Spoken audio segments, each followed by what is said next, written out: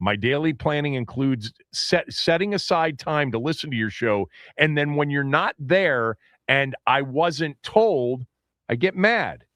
I don't think I speak for myself when I say we would really appreciate a heads up in the future when you're not going to be doing the show. And in case you aren't totally sure, I'm not joking. I'm being totally serious. You've been my go-to listen, but I think it's rude that you don't let us know when you're going to be out. That's all I have to say. Hope your vacation goes well. He sent that to me last week. You know, Jason, you are actually wrong about last week, but you're also right to a certain degree. And I say that because there was a time, and not that long ago, although it was probably 5 or 6 years ago now, where I was actually told, we were all told specifically by management to not mention when we were going to be going on vacation for a few days or longer. But in recent years, I have mentioned when I'm taking some vacation, and I know I mentioned it before I left last week. Maybe you missed it, okay, because, you know, I'm not expecting you to listen to every minute of every show, and I'm not going to let you know every minute of every show the day before I leave on vacation. But at the end of last Monday's show, which was the last time I was here doing radio a week ago today, I know that I said I was going to be off the rest of the week, and I'm pretty sure I asked Max what would be running in this time slot, and he said, I think he said, it was a simulcast of JP and Brian, if I'm not mistaken. So I did provide a heads up for last week, and I have done the same for a few years now. There was a time, for whatever reason, and I never liked it, that they would say, yeah, you're heading out. Don't necessarily mention that to the listeners. And you can talk about your vacation when you get back. But also, usually that was because I had a partner, whether it was Cooley or Tom or, you know, Doc or Rigo or any of the partners that I had for many years. Jason, thank you for the note. I think thank you. Yes, legitimately a thank you for sharing that with me. But I know that I said it last week and that I have been saying it for several years now. Anyway, yes, I was on vacation last week, was in France, actually, for the up until yesterday, and it was a great trip. And I got to watch France's win over Morocco with a lot of French people. It was quite the scene in Paris during that game. It was kind of cool to watch it with people who really, really care, although the numbers on the U.S.-Belgium game, wow, that is a bit of a tell on where soccer could go, certainly this time of year, every 4 years. More on that coming up on today's show. I will do some catch-up on a lot of things on the show today. The Nats, by the way, I got home in time to watch the end of the Nats Yankees from over the weekend. The finale yesterday, the last game before the All-Star break. All three losses came with the Nats, as I mentioned, holding leads heading into the 8th or 9th innings of the three games. Their bullpen, as we know, is a disaster. This team is now a game under 500 with the All-Star break upon us. I saw something on social media last week that said with an average bullpen, if the Nats bullpen was average statistically across the board, the Nats would be at least 9 games over 500 and within a game or two of the first place Braves in the National League East with an average bullpen. But of course, they don't have an average bullpen. I heard Dan Kolko say this on the broadcast yesterday. The Nats have given up 91 runs, a league-leading 91 runs in the 8th inning or later this year at home. That's the most easily in the MLB. The A's are second with 65 runs allowed at home over the final 2 innings. That's a 26-run difference. 91 runs allowed in the 8th and 9th innings at home And the next worst is 65 runs, a 26-run difference. The Nats, after the All-Star break, will actually open up the second half of the season. They call it the second half, even though they're well past the first half in terms of games counted. They're at 90, 48 and 49, 97 games and counting. 81 would be the actual end of the first half. But when they get back from the All-Star break, they actually visit the A's. That will be the way they start the second half of the season. One more thing about the Nationals, because there are actually two more things, because I picked up the game from about the fifth inning on when I got home yesterday. James Wood, first of all, has homered now in 5 of his last 6 games, 3 games straight over the weekend against Yankees pitching. He's got 28 on the season. He's tied for 4th. So he, C.J. Abrams, and now, and I think deservedly so, pitcher Foster Griffin are among the Nats All-Stars in the game tomorrow night. The other thing that I wanted to mention in watching the game yesterday, Kevin Franzen, who is their analyst now for a few years, when they were up 3-2, before the shot, the triple that scored 2 runs and gave the Yankees a 4-3 lead in the 8th, he was literally urging fans with 2 outs to kind of stand up and cheer. First of all, there were more Yankee fans, I'm sure, in the crowd than there were Nationals fans.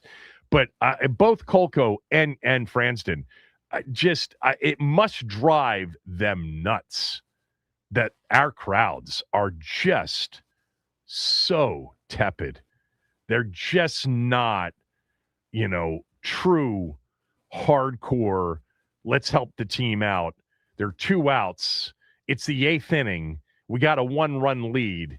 We're 1 pitch away from getting out of this inning, and there's not one. He literally said, it'd be nice to come on, people, get up. And then they panned the stadium, and no one was standing. Nobody was. I noticed that in playoff games from years past where, 2-strike count or just a 2-out situation in a key inning and 4/5 of the stadium is seated. It's not what happens in real baseball cities. It's got to be better than that. You want your bullpen to give a little bit, produce a little bit more at home. The home crowd could help out a little bit in those situations, but that's not what this group has been about for a long time. They're fun to watch, though, man. Offensively, they've been fun to watch, and James Wood is just having himself an unbelievable season and an unbelievable start to what looks like a career that could be one of the all-time careers, certainly for anybody playing in this city. All right, let's get to a what do you got, Anthony? Hit that sounder.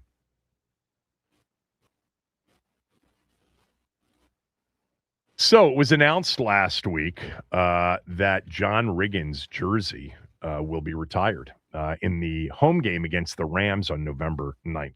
I'm excited about that. I think it's overdue. Should have happened already. Should have certainly happened before Sean Taylor's jersey was retired. But the previous regime, they didn't know. Certainly Jason Wright didn't have a clue as to what was going on. I've said this before, but there are 7 jerseys that are truly, I think, no debaters in terms of the jerseys that should be retired in franchise history. As I think many of you know, 33 was the only jersey retired for a long period of time. That was Sammy Baugh's jersey. The others were just considered to be untouchables.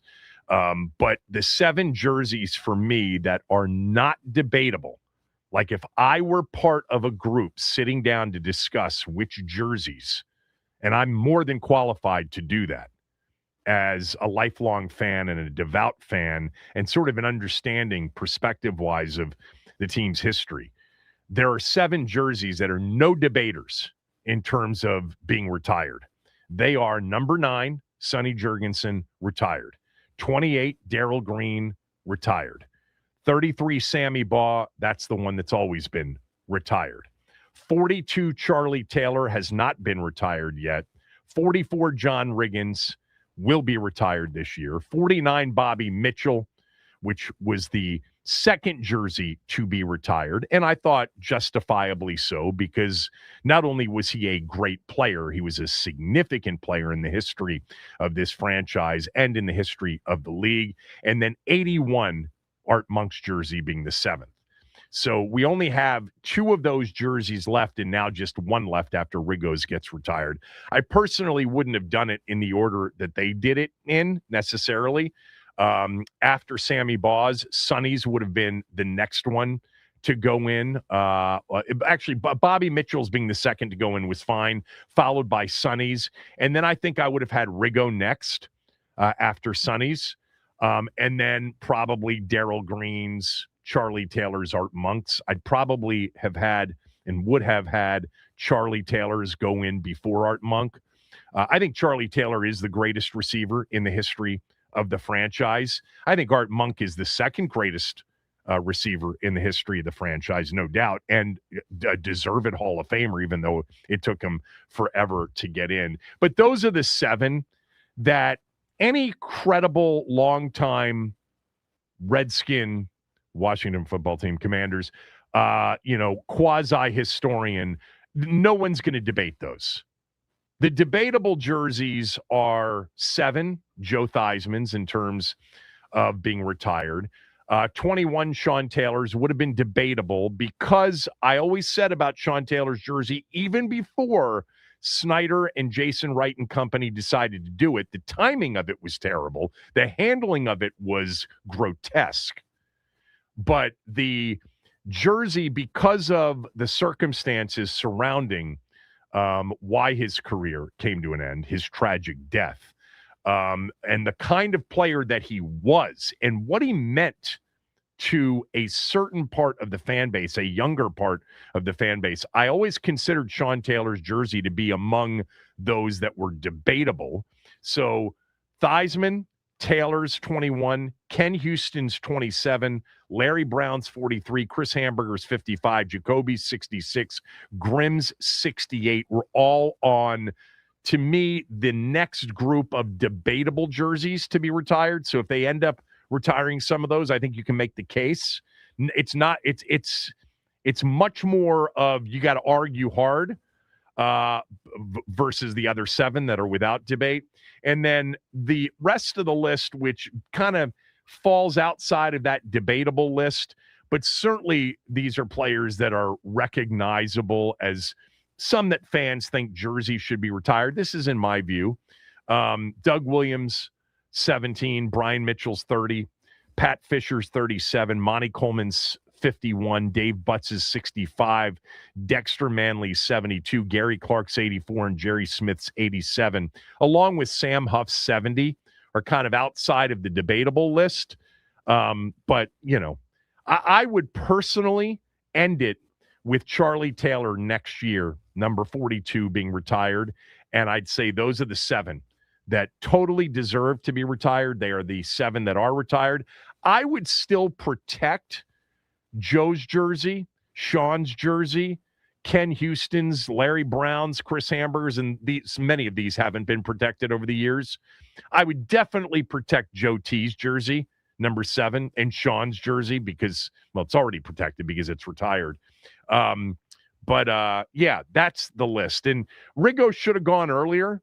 And the reason I say that is, in my opinion, John Riggins is, simply put, the most beloved, the most popular player in team history. We can debate as to whether or not he's the best player in franchise history, because certainly Darryl Green and Sammy Baugh and Sonny Jurgensen and even Charlie Taylor would certainly have a claim to being that or ahead of Rigo as the greatest player. But there is, for me, in my opinion, no player in the history of the franchise that has ever elicited the love, the caring that Rigo has. I would bet, and I don't know this to be fact, but I would bet you more 44s have been sold than any jersey in franchise history relative to when they first became available.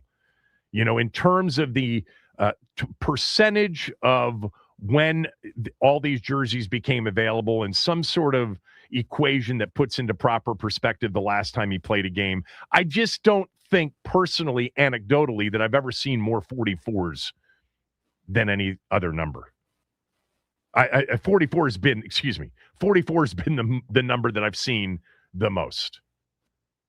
John was a great player. One of the greatest running backs in league history. An easy Hall of Famer, as most of you know. A back who many really think of when they think back to John Riggins as more of a big bruiser fullback. And in a lot of, NFL film stuff, that's the way he's described by NFL Films and the Sables, who have done a lot on Riggo over the years, is that Riggo was somehow a fullback in a big bruiser and just was a short yardage guy. No. That's not the truth about John. John was this rare combination of size, strength, and incredible athleticism, speed.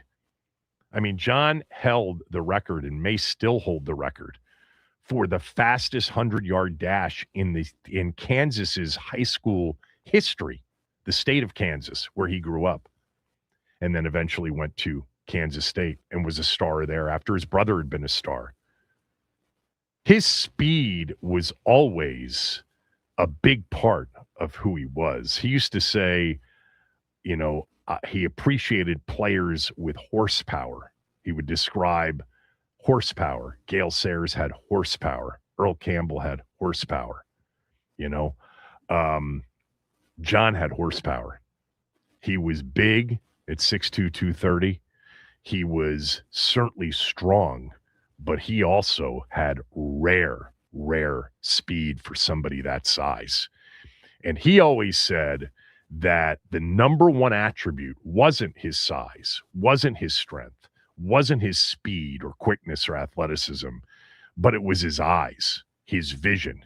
He had great vision as a running back. The greatest backs in the history of the game, that's what they all have in common, is incredible vision. John had great vision. And then beyond that, let's face it, he is one of the cities, our DMV, the Washington area's greatest clutch players in team sports history. What he did during the 82 playoffs has still never been matched. He has the all-time record for yards rushed for during a postseason. And as we know, that included, games against all home games to start with before the Super Bowl. The Lions to start with, 25 carries, 119 yards. Entering that postseason, give me the ball, is what he told Joe Bugle to tell Joe Gibbs. First game, 25 carries, 119 yards. Is one of those great highlights of Riggo breaking off a run, getting to the sideline, and taking a Detroit DB who tried to literally tackle him from the shoulder pads and higher, and he just threw him for about 15 yards in the air. Then came the Minnesota Vikings in the round of 8, the divisional round. 37 carries, 185 yards. He averaged 5 yards a carry in that game. The famous bow at the end of that game. And then came the NFC Championship game against the Cowboys, who were favored at, still to this day, what I would call myself in terms of my own personal experiences, the most electric environment sports-wise I've ever been in. RFK Stadium on January 22nd, 1983. And Riggo goes for 36 and 140 yards and 2 touchdowns in Washington's 31-17 win over the Cowboys. And then, of course, Super Bowl 17 and 4th and 1. 38 carries, 166 yards, which was the Super Bowl record in that moment. Of course, it would be broken the following year by Marcus Allen against Washington in Super Bowl 18. But Riggo's run with 10 minutes, just over 10 minutes to go to give Washington a 20-17 lead is the single most memorable play in DC sports history. No debate. 38 for 166, a touchdown, finishing off just an amazing postseason that still stands today as the greatest by a running back in postseason history. And, you know, what gets lost is the following year, Riggins had his best year, had his best year in terms of touchdowns, set the NFL record for touchdowns rushed for in an NFL season. And when they got to the biggest games of 1983, that 14-2 team that lost 2 games by a total of 2 points, 31-30 against the Cowboys in the opener, 48-47 against the Packers at Lambeau, both Monday night games. Washington went 14-2 in that season, and they had a massive game late in the season for the NFC East title and for the number 1 seed in the NFC playoffs. Riggo rushed for 2 touchdowns in Dallas in a 31-10 win. And then you put in front of them another playoff run.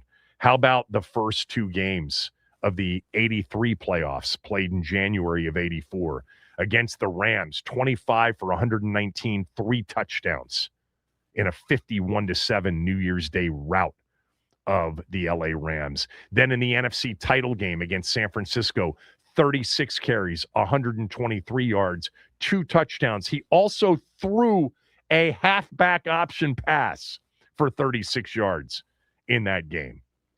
He continued his incredible playoff run in the January of 84 following the 83 season. Clutch performance after clutch performance. And then came the beatdown in Super Bowl 18. That was not as much about him. He had a touchdown in that game, but the Raiders were so good defensively. They locked down Washington's wide receivers, and Washington couldn't get off the field defensively. And then, of course, the rocket screen at the end of the first half didn't help. But Riggo is an all-time clutch performer in DC sports history. And then beyond that was, of course, his personality. He has the thing, he's always had the thing, which, you know, is not teachable. You're either likable or you're not when you're in the public eye. He was always likable. He had incredible charisma. He was nuts half the time, but also very funny. Always a great sense of humor. And I think for those of us that had a chance to work with him long after his career was over, I think one of the most obvious things about Riggo is incredibly smart and intelligent and more curious than judgmental, always. And I think, you know, John was always interested more than being interesting, which is why he always, acquired knowledge. And I think he's probably still that way. And then on top of that, I mean, we've all in this business worked with a lot of former players.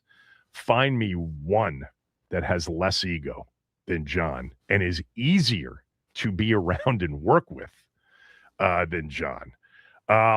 Overdue. He should have been, for me, after Sammy Baugh, which was done, Sonny and Bobby Mitchell would have been the next 2, and then it would have been Riggo.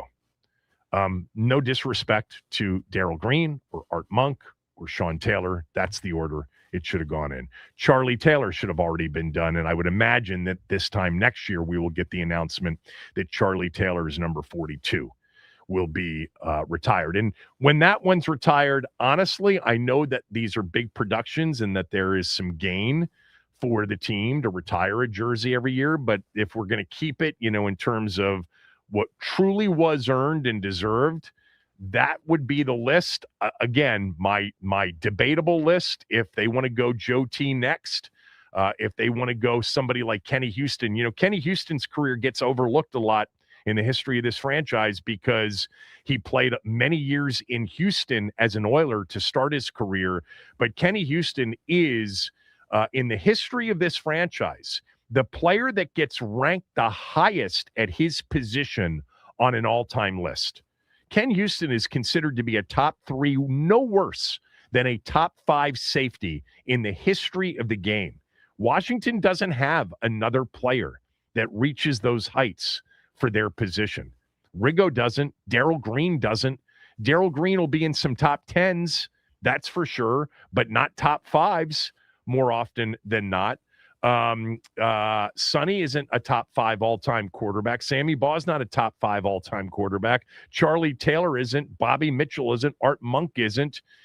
Sean Taylor isn't. Larry Brown, Chris Hamburger, Jake, Grimm, they're not. Brian Mitchell, I guess you could say, is certainly on the short list of all-time returners, no doubt. He would be the other one in terms of like on the all-time return man list. B. Mitch has got to be in the top 5 of all. He's second all-time in all-purpose yardage behind Jerry Rice even today. But I would say that next year there's another non-debatable. It's Charlie Taylor. And then they can start to, debate the merits of Joe T and Kenny Houston and Larry Brown, et cetera. But yeah, I kind of knew that this was going to be the year that Riggo went in a few months back.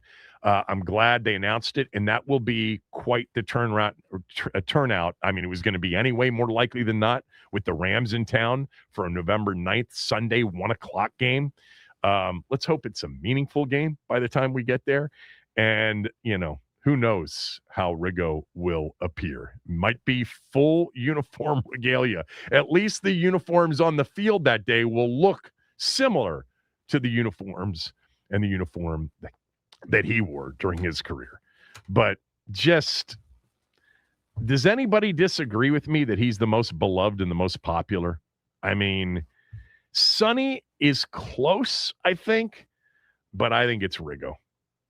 All right, let's catch up on some things that we missed when we were away, which we just did, but a few more things, including the unbelievable number of people that watched that U.S.-Belgium game last Tuesday night. Kevin Sheehan Show, the Team 980, and the Team980.com.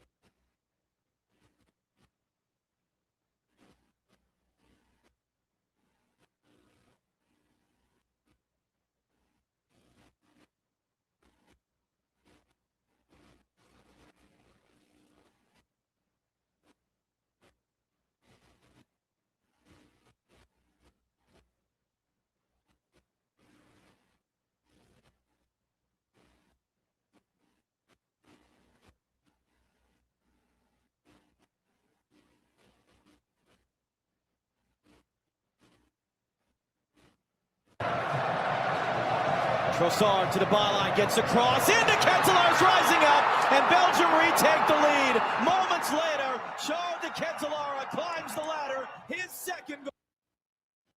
So I watched, before I left on vacation last week, we spent a lot of time talking about soccer the week before, a couple of weeks before. Anthony, I don't know about what you guys were doing, but literally there were a couple of days where I could have taken calls on soccer for like 2 hours, which, by the way, definitely struck me as something different in the moment. And I think there was something different overall about this World Cup, and maybe it'll continue to be that through the two semifinal games and the final game. I'll get to that in a moment. The U.S.-Belgium game a week ago tonight, not a week ago last night, as I mentioned before the break, a week ago tonight, because I was on a plane. Thunderstorms, if you recall, 1 week ago tonight were really bad. I sat on the plane in my seat at the gate for 2 hours before we were allowed to take off. That is the worst.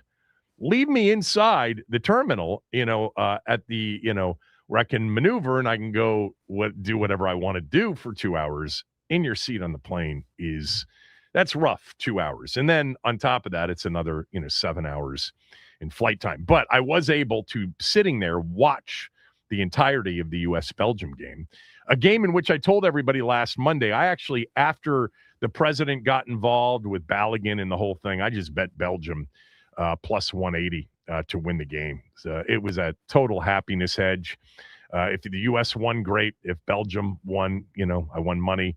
Many of you asked me about those odds. Those were regulation odds. For those of you that know the difference, that wasn't Belgium to win the game overall. It was for Belgium to win the game in regulation, and I bet that at plus 180. So, man, what a beatdown. I'll say what I've said many times before about soccer. I don't know much about soccer at all, but as a sports fan, I can tell, I think, when a player is different than others, like Messi. I mean, it's pretty obvious when you're watching Messi that there is a difference between Messi and some of these other players. There's a difference between Mbappe when he's handling the ball and some of these others. And you can kind of notice that even if you're not a soccer guy, and I'm not a soccer guy. You can, as a sports fan, but not a soccer guy, you can tell when other teams are much better than the team that team's facing.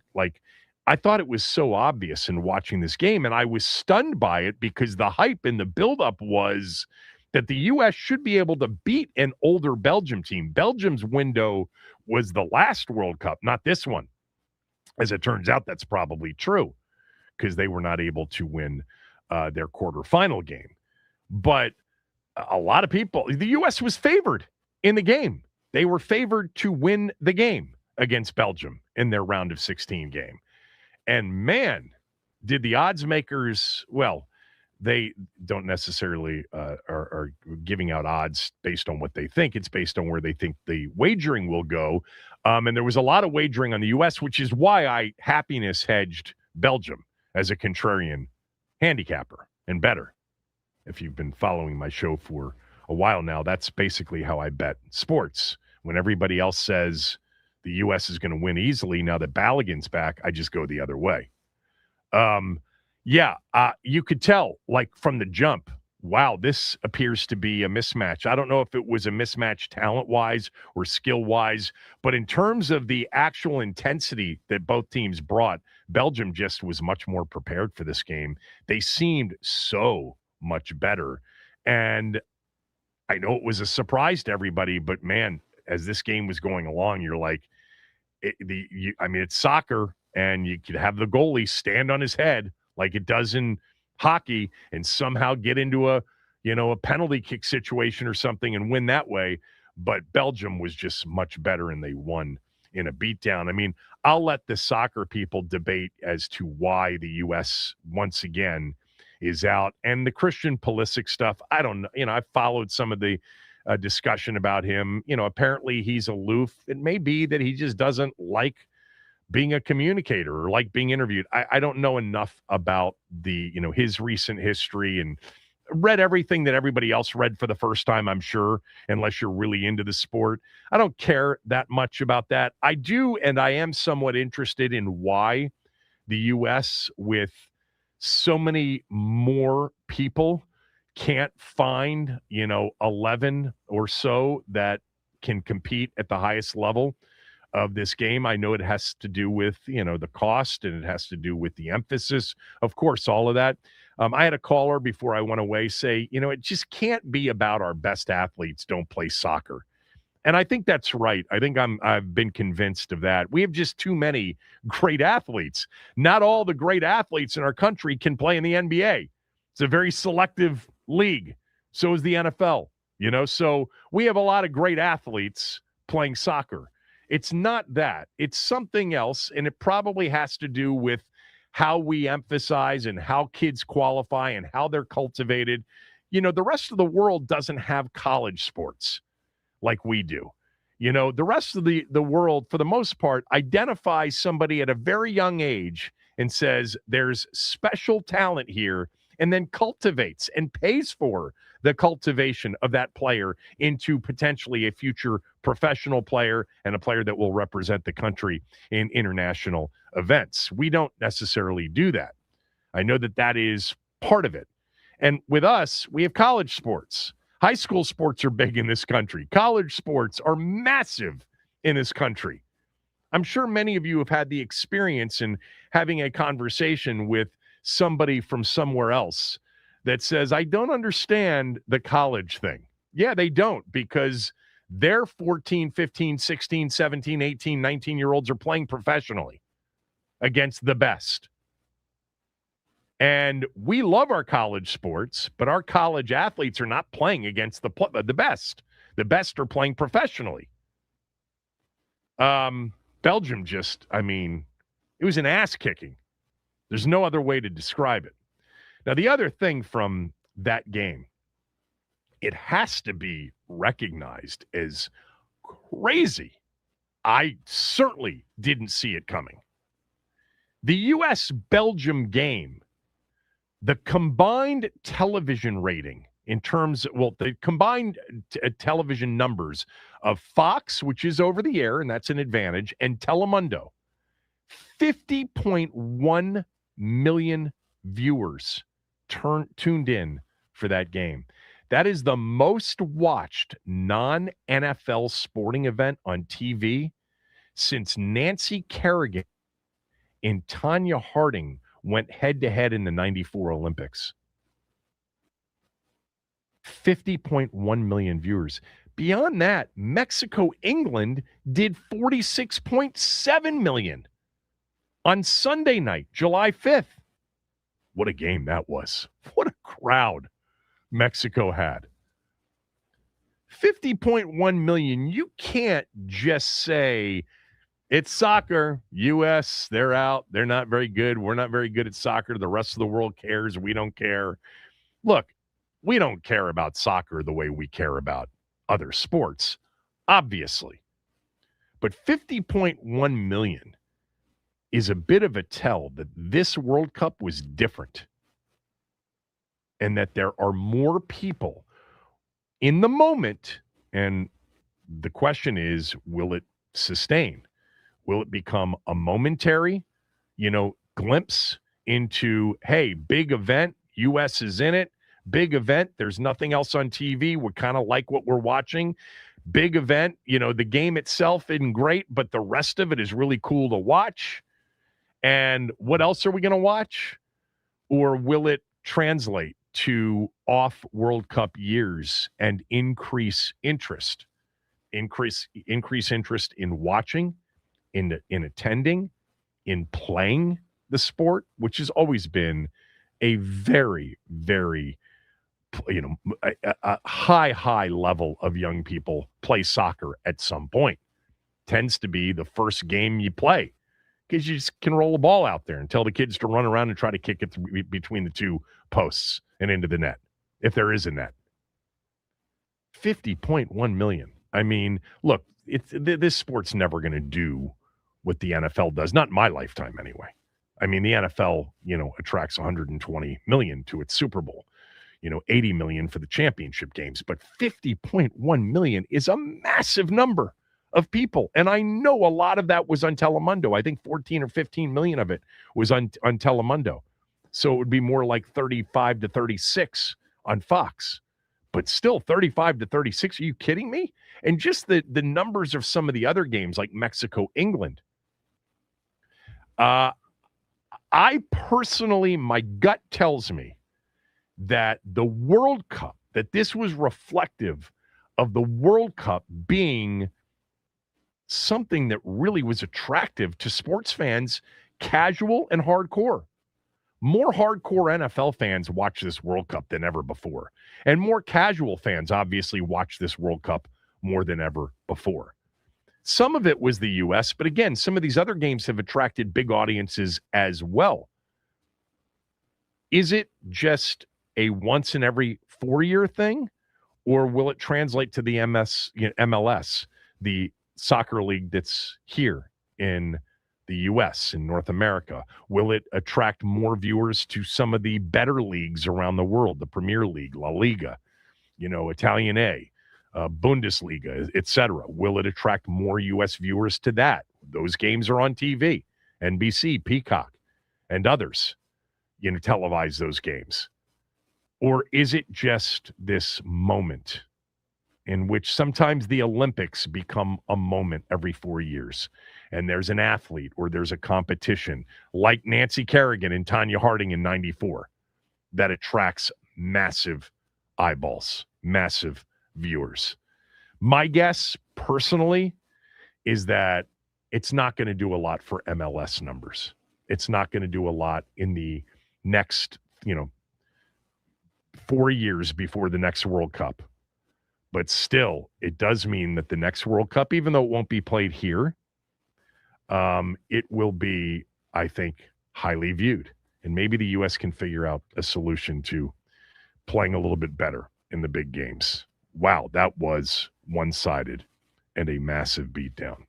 All right, I did want to mention that. I again, netting it out for me, I think it's an incredible tell on how many more people are interested in the sport, but how it plays out, how it manifests itself, I'd still bet on a very negligible, small, insignificant increase in MLS and other league viewers between now and the next World Cup. Because let's face it, in 9 weeks, when we're talking about week 1 of the NFL season, we're 9 weeks away from that. Nobody's going to remember what happened over the summer with World Cup. All right, some more things to catch up on. I did want to weigh in a little bit on the latest on Brandon Ayuk. I'll get to that next. And Jaylen Brown said something after the big trade, which happened right before I left, about what he thinks NBA players deserve. I'll address that as well. Kevin Sheehan Show, the Team 980 and the team980.com.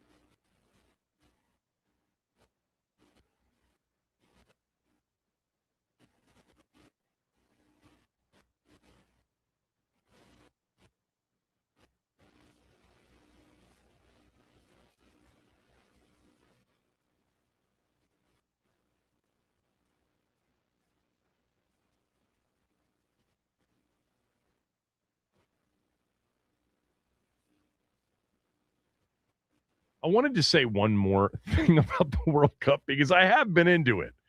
And even away, I watched a lot of those games, even though they were on later, and watched them in, outdoor bars, cafes with other fans. It was kind of cool. I the matchups that we have, England and Argentina on Wednesday, France, Spain. By the way, the start time for those games is 3:00 because if not, Europe's going to be watching it at a ridiculous time. I don't love it either. I prefer it to be U.S. time, in prime time. But 3:00 starts for both France, Spain, and for England, Argentina. But I read something that kind of makes sense to me, but this again would be for soccer people, that FIFA's considering expanding the World Cup in future World Cups. So the next one would be in 2030 to 64 teams. This is the first year of 32 to 48. 48 teams. 64 would mean you'd have 16 brackets of 4 each. The top 2 teams would advance to the knockout after the preliminary stage.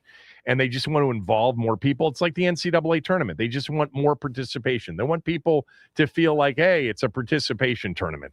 I would not be in favor of that. I mean, and I don't have a true, horse in this race. I mean, I just think that if you're going to get more people into soccer and the World Cup is the driver, the qualifying for the World Cup will end up becoming the thing that might actually increase in viewership. Maybe the MLS doesn't, but maybe the U.S. is qualifying, over that final year, CONCACAF, whatever it is, to qualify would be the stuff that would become somewhat attractive to sports fans. And at 64, it's kind of saying, if you're a big country that plays some soccer, you're in. I'm sure it means a hell of a lot more money, understood. But I think that's you soccer people would have to explain to me what it would do to the qualifying, because that's another, that's another 16 teams.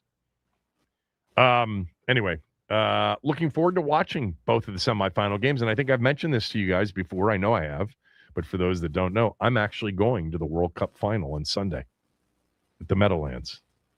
I have a ticket to go. It was my younger brother, who is a massive soccer fan, has lived abroad for 30 plus years. He and his son, my nephew, and he had an extra ticket. So I am going to head up there and go to the World Cup final. I'm very, very excited about it. I mean, that's got to be, for the rest of the world, number one bucket list. Certainly close to it. I would like to see personally England in the final. I hope England beats Argentina, and whether they play France or Spain, I don't really care. But to be in that stadium with the English fans, with them trying to win, it would be their first World Cup final since 66. They haven't won it since 66. That would be pretty amazing to see, the English win it. But if I didn't mention this before I left, my brother did inform me before the U.S. lost to Belgium that if the U.S. ended up in the World Cup final, which of course it wasn't going to, but if they have ended up in the World Cup final, that I would not be going to the game, that he would be selling all 3 tickets because the price that he could get if the U.S. had been in that game would have been apparently outrageous. All right, other things to catch up on, including Brandon Ayuk. When we return, I do want you to know that all of our soccer talk on the show, on the Team 980, is presented by Xfinity. Score the most reliable Wi-Fi. One price, 5 years guaranteed. Xfinity. Imagine that.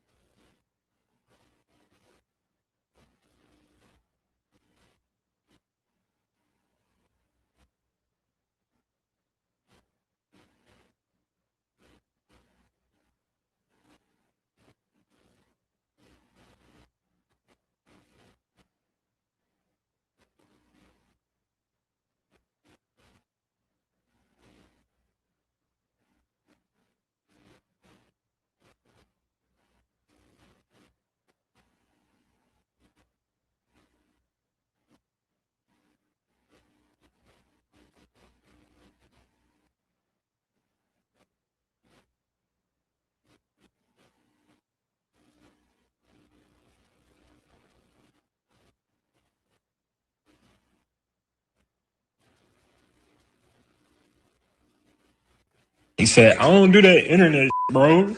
Hit my phone if you got to talk to me, bro. You got my number. And I called, he don't answer. Hit my phone, bro. It's important. It's the money on the line. Desperation from Brandon Ayuk last week, although I'm sure this is still for many of you part of his brilliant grand strategy with him and Jaden playing everybody for fools on social media so that he signs the big deal in Washington. Glad I got a few days off from talking about this, to be honest with you, because it's really just so much craziness. I mean, we talked so much about it before I left, and just to me the bottom line more than anything else is that this guy is incredibly self-destructive, and he's taken no action at all to actually affect his own outcome, the one that he has claimed he desires the most, which is to be released by his current team, the 49ers, so that he can sign with his favorite team, the Washington Commanders. And there you have it. I mean, he's self-destructive. That's not debatable. We've talked about that. The self-destruction has come from, obviously, just the idea that he lost 30 plus million in voided guarantees because he wouldn't post once or twice a month to have the 49ers look at the knee he was rehabbing outside of the organization. Not to mention, this is a man who literally videotaped himself breaking the law, going 100 miles per hour outside of Levi's Stadium, the home of the 49ers, and then posted it on the internet for all to see. Now, the circumstances around the arrest warrant are a little bit odd that it took so long. Doesn't matter. The act itself and the posting of it on social media is self-destructive, obviously. And then we could go through all the other lists of things that would make you, in the development of a pros cons list, lean heavily against signing him. He's immature. That's obvious. He hasn't played football in 2 years. He's coming off a serious injury. Who knows how that'll impact his overall play. And look, he's created over the last month and a half now an environment in which any team that considers kicking the tires on him and signing him, they're going to have the stomach for the public criticism that will come from many corners because of his weird, strange, creepy, as he likes to call John Lynch, behavior over the last month. It's just self-destructive once again. His best path to getting what he claims he really wants, but he doesn't appear to be super serious about what he really wants, would have been to keep his mouth shut, apply for reinstatement, get in the best shape of his life, have the doctors, reviews of the condition of his knee and the condition of really his mental state, because even without the last month and a half of videos, there had to be some questions as to why he didn't show up for the minimal amount that would have kept the 49ers from being able to void 30 plus million in guaranteed contract dollars. You'd certainly want to know what happened there for sure, but it was a completely different situation. The public criticism that would have come with it, even if you want to, social media is a terrible place to sort of create an environment of what people really think, because it's really not a reflection of the majority or even close to the majority. But certainly, if you want to say that it would have been a polarized response, that's best case. I think more people would have been very critical of a team signing him, or will be very critical of a team signing him at this point. And it wouldn't have been that without the last month and a half of video. Now, this last video, again, I'm sure many of you will hammer away at me for saying I wouldn't sign him at this point. This is another reason why, when you guys think that Jaden and he are just putting together this incredible theater presentation to troll people. I don't know why Jaden would do that. There's no benefit in him being involved in something like that. So I don't think that this response from him about Jaden not essentially saying Jaden's ignoring him. Jaden's saying, I don't do this on the internet. Yeah, he doesn't, because you know why? He's a grown-up. Hit my phone if you got to talk to me, Jaden apparently said to Brandon Ayuk, if you believe Brandon Ayuk. You got my number. I called, and he didn't answer. Yeah, at this point, it's best for Jaden to steer clear of all of this nonsense. I think the biggest question that exists right now is, why hasn't the team done what they could have done, because it would not have put them in any jeopardy of anything from a league standpoint, and that is to reveal in a private setting with someone like Adam Schefter or Ian Rappaport that they aren't interested in Brandon Ayuk. They actually really feel confident in what they have, and that's not a path in which they're going to travel if and when he becomes available. Why they haven't done that, I don't know. It could be that they just don't care to do it, that they aren't wrapped up into all of this like many are, and that, they just don't feel like it's necessary to tell the world that they're not interested by revealing that in a private setting to, a major NFL reporter, so that it could be reported and people would say, oh, there you go. Maybe they don't want people to think that the last month turned them off, that they were never interested. And that when they do get asked at some point when Brandon Ayuk becomes available and they're able to comment on that, because they can't now publicly, in terms of interest, showing interest in him because it's tampering by league rules, maybe they will say, if he becomes available and he signs with somebody else or he isn't signed yet, yeah, we like what we have. That's the answer we're giving. We're not interested in signing anybody else. But yeah, I have this sense that some of you that were still holding out in terms of, yeah, this is just brilliance on display and most of you can't see it.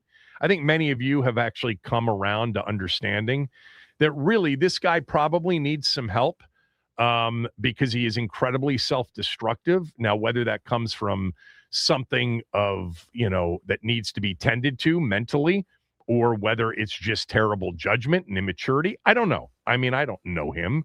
I'm watching the same stuff and following the same stuff you are.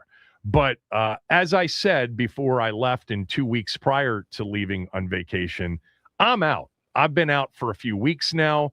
These videos were definitely off-putting enough for me, concerning enough for me.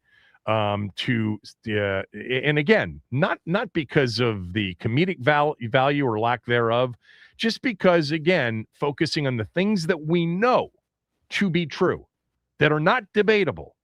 He's a self-destructive human being. He's unserious about doing what he can do, taking the actions he can take to affect a different outcome that would get him off social media as his only activity right now that we know of. Look, things change. They always do. And nothing's ever for sure etched in stone. He could go on. Look, it's been 5 days apparently since he's done anything on social media. Now, we did have a quiet period once before, and he came out gangbusters following that quiet period with a lot of new stuff. And maybe that's around the corner. Or maybe Jaden got through to him by not responding to him, and somebody else got into his life and said, you've just completely sabotaged yourself for the last month and a half. Not that you hadn't done it before by not following the contractual requirements to allow the 49ers to check on your rehab. By the way, that was never about the 49ers not doing the rehab, as he suggested. That is tailor-made, one of those videos were for people who are unsuspecting, people who aren't paying attention to it. You don't have to do the rehab with the person that the team tells you to do rehab with. You can do rehab outside of your team. You just contractually are obliged to allow the team to keep tabs on how your rehab is going. And that's what he did not allow to happen. Why he didn't allow it to happen, I don't know. But it cost him, per what we know now, an unprecedented amount of money lost. And even people continue to talk about how the 49ers may go after money they've already paid him at this point. We'll see. I'm out. I think the team is likely out. Things do change, and he could be getting advice that he's following, and he's going to go on some sort of an apology tour. He's going to try to do what he should have done from the very beginning, apply for reinstatement, sit down like a man face-to-face with his employer, and try to get the outcome by doing it in a mature way that would allow him to be in position to play football in 2026 for somebody other than the 49ers. But at this point, and I've felt this way now for a few weeks, I'm completely out as a fan. I would be disappointed at this point. Check in with me, though, because we still have a few weeks away from training camp, and he could literally try to turn around his image with a PR firm and a new agent, new representation, and talk about how he was just really hurt and he didn't handle it well, but he's ready to play football and act like an adult. And you know what? When people have talent, they are forgiving, much more forgiving than they are when you don't have talent. And he's got talent.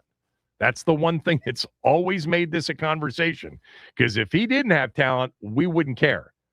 But he actually was a legitimate, top 10 receiver and descending the last time he was healthy and played in the 2023 season.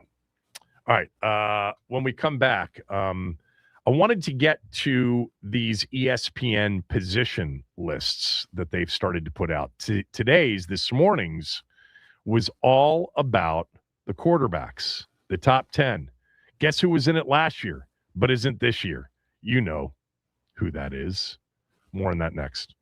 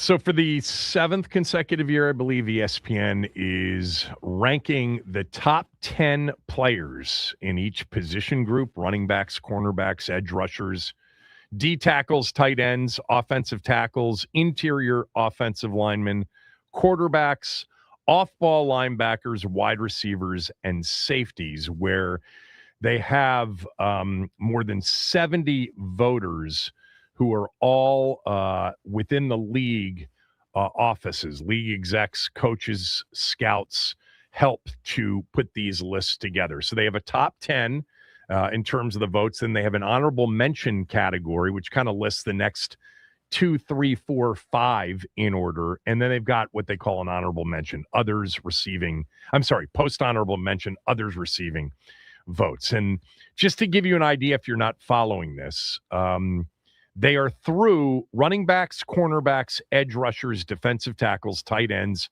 offensive tackles, interior offensive linemen, and after today, quarterbacks so far, with still to come off-ball linebackers, wide receivers, and safeties. And to date, just one Washington player has been mentioned at all.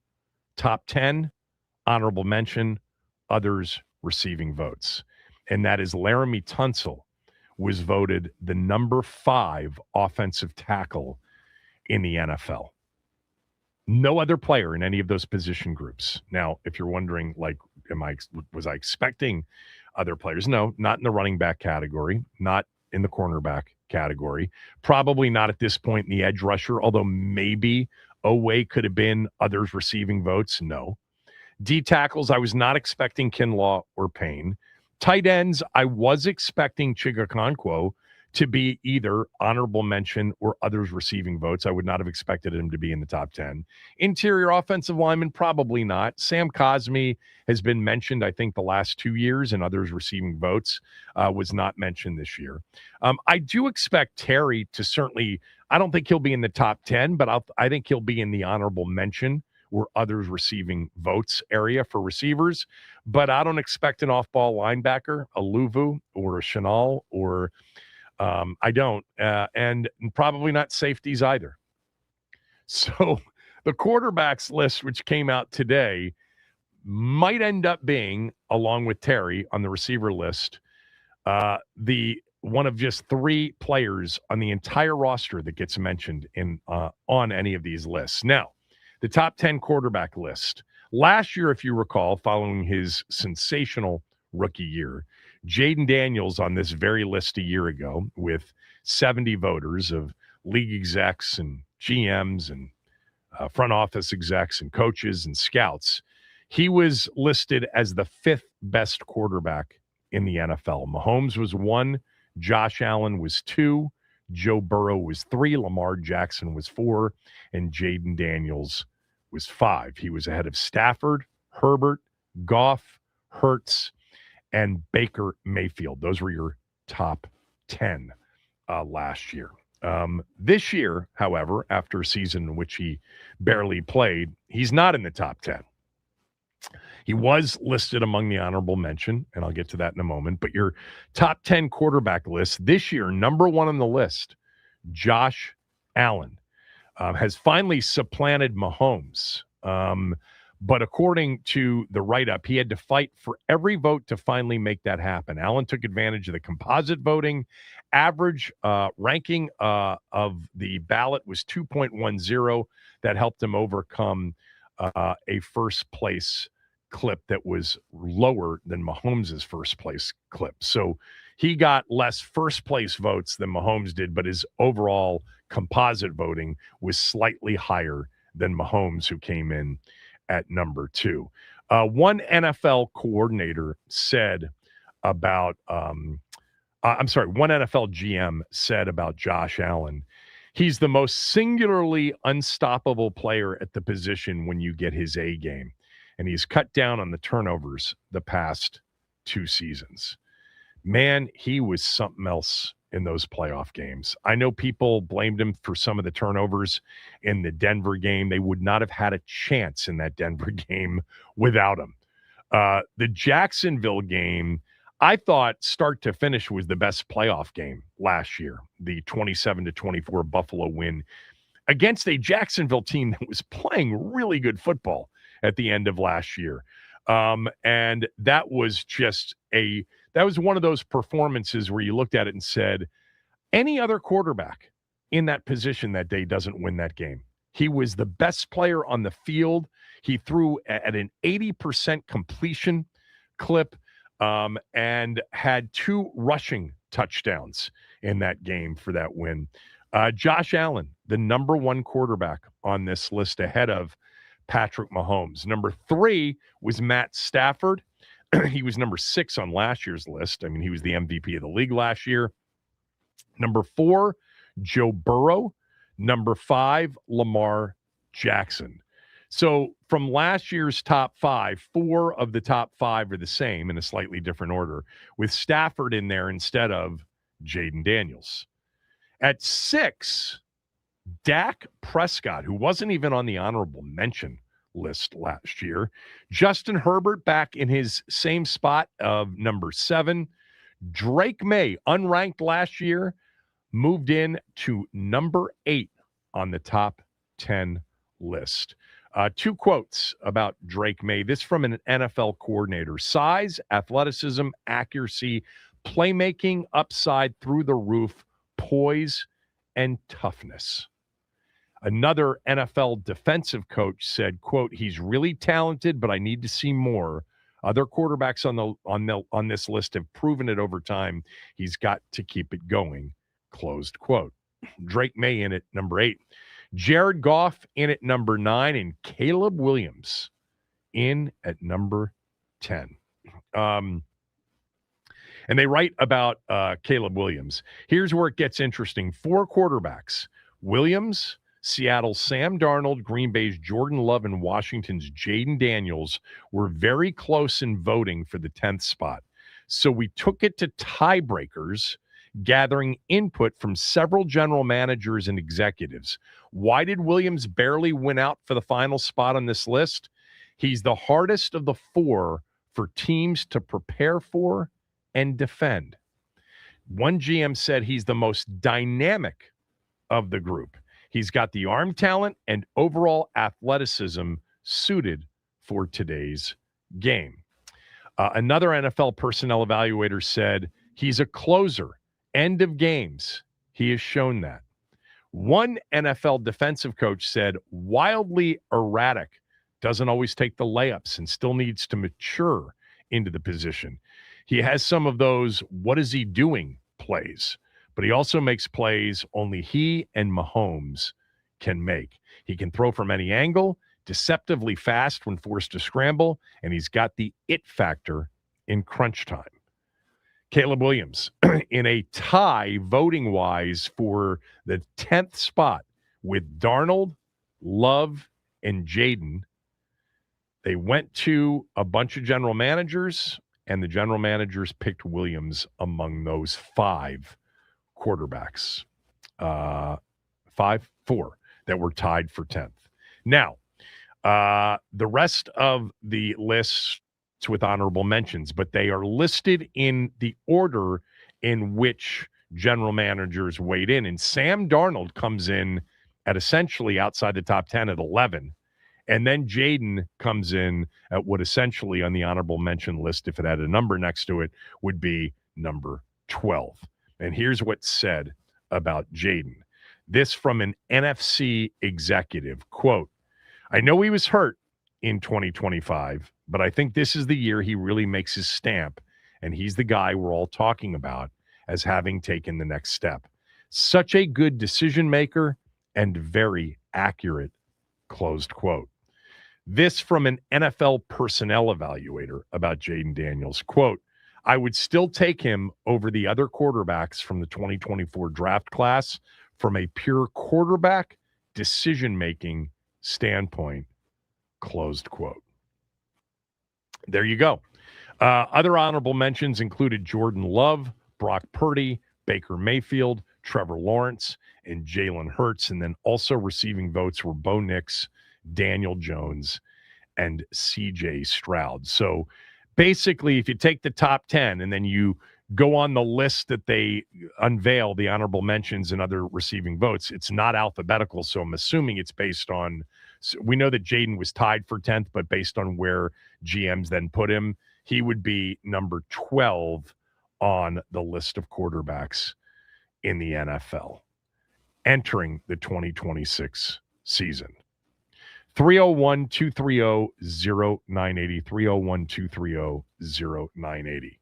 Is 12 too high, too low, or just right for Jaden Daniels entering 2026? Phone lines are open, 301-230-0980 on this question. Anthony's with me today. Max will be back tomorrow. Max had some sort of an emergency dental appointment. I hope he's all right. For me, look, I know why he's 12 versus 5 last year. This is a recency bias,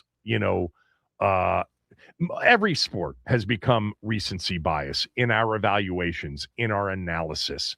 Most fans are a creature of and are a responder to what they just saw.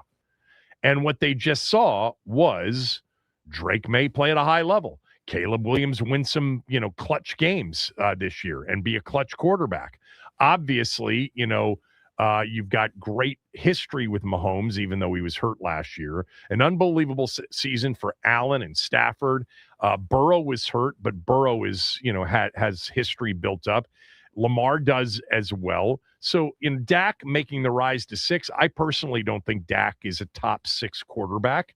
But I understand with those receivers and with that offense, he's going to produce some big numbers as long as he's on the field.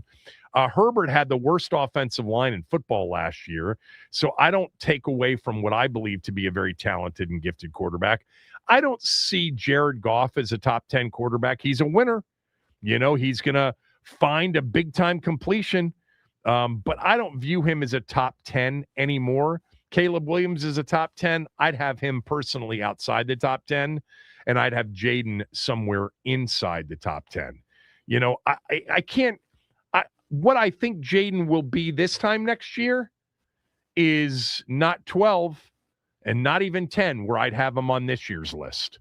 I think he'll be higher than that. Obviously, health is the most important thing. But I think his upside is higher than a lot of quarterbacks on this list and puts him very close to being what I thought he was this time last year.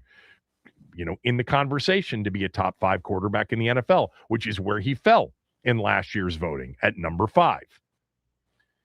As far as what he is now, entering 2026, too high, too low, just right. I think it's too low. I think based on, everything that we saw from Drake May. Look, Drake May was very good last year. He was terrible in the postseason. I mean, awful in the playoffs.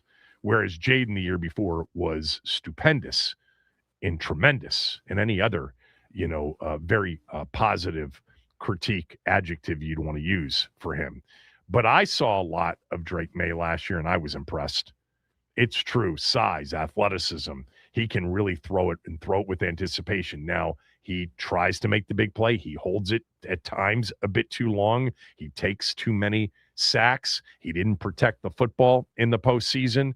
All of those things are true, but it was his second year. I think he's got a massive upside. And I think Caleb Williams is certainly capable athletically and arm strength-wise of being something special. I think from the 2024 class, for me, it's still Jaden that I'd want in a redraft.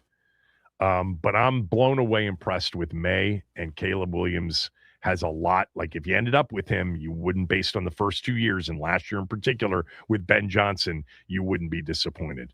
But I got Jaden a little bit too low at 12. Anthony, what do you say? I think 12 is just right, and I think you already made the point that it's because of the season that he had last year. And even before the segment, I was surprised to see that Mahomes was at 2, but also the fact that he's been in this league, he's gone on to, win big game after big game, and he's not just a one-hit wonder. I think that's more so what Jaden has to go out and prove So I think that's why he's at 12. There are some guys on this list that are a little higher than I would expect them to be, including Justin Herbert. I'm not giving him the excuse that he lost both of his tackles. There have been multiple quarterbacks that have not had offensive lines around them that have produced, and I just don't think he's one of those guys. I just personally believe he's an underachiever and he can be a bit overrated. But as far as Drake May, as far as Jared Goff, Caleb Williams, I think based off the seasons that they had last year, they deserve to be a little bit higher than Jaden. So I think 12 is just right, and I understand it. But I think it's going to be up to Jaden to come back this season and just prove everybody wrong that, he's not a one-hit wonder. Yeah, I mean, I think the one-hit wonder description is, I'm not saying that you're making that description, but there are people out there that just didn't pay attention as to why his season was what it was. Yeah. It was simply put because he didn't play. He played in 4 games, start to finish, healthy. That's it. 4 out of 17. And theoretically, in actual accuracy, he didn't play the Green Bay game start to finish healthy. So the real number is 3. But in terms of playing start to finish in football games, he played 4 out of 17. That is a recent impression. And so people are going to say one-hit wonder. If he had played in 14 games or 12 games even, 13 games, and had played poorly, then that would have been justification to talk about a one-hit wonder. But there was nothing to evaluate from last year in terms of performance on the field. It's just way too small of a sample size, not to mention the players that were on the field with him weren't very good because they were backups, and in some cases backups to the backups. Because of what they went through last year in terms of injuries. I understand it's a recency bias thing. People are prone to that regardless of what your position is, front office, exec, coach, GM. You look at it and you say, look, the guy that I got to watch most recently was Drake May and Matt Stafford and Caleb Williams. Jaden Daniels didn't play football, basically, and because of it, his team wasn't involved in any games that mattered from essentially Halloween on. So out of sight, out of mind. And that's really what this is about. It's out of sight, out of mind for him. I'd still have him higher because I pay a lot more closer attention as to the why of last year than maybe others do. And I think had he been healthy and played in 14, 15, 16 games last year, he'd still be very high on this list. 301-230-0980, 301-230-0980. Phone lines are open.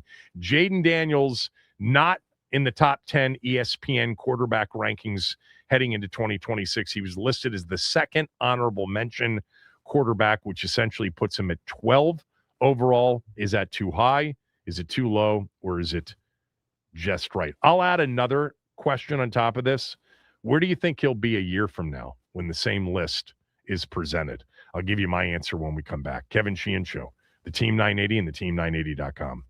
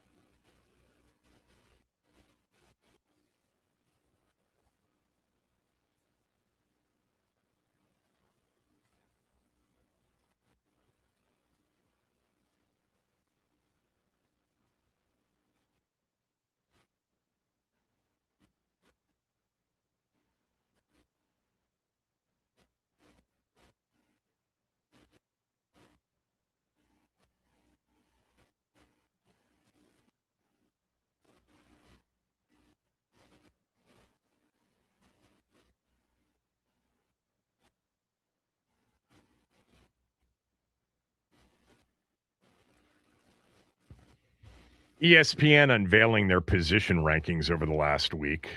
Just one Washington player so far on a top 10 list, and that was Laramie Tunsil among offensive tackles, ranked the fifth best offensive tackle in the NFL.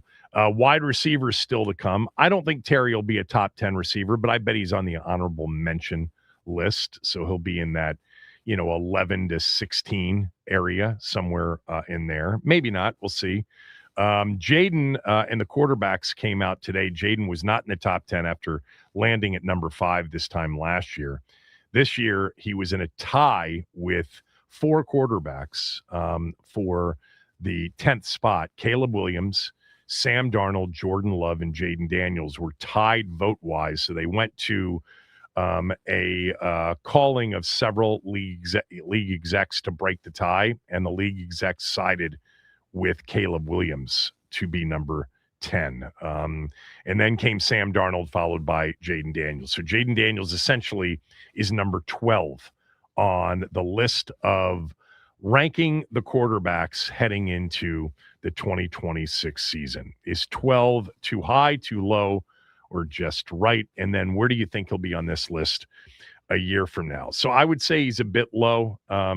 Look, it's hard to just say, well, he didn't get a chance to play, so we'll just go off of 2024, because you're comparing it to guys that have a lot of extra games to their evaluation. So I'm willing to say that, guys like Caleb Williams and Drake May are evaluated much differently because they played games and the recency bias and all that.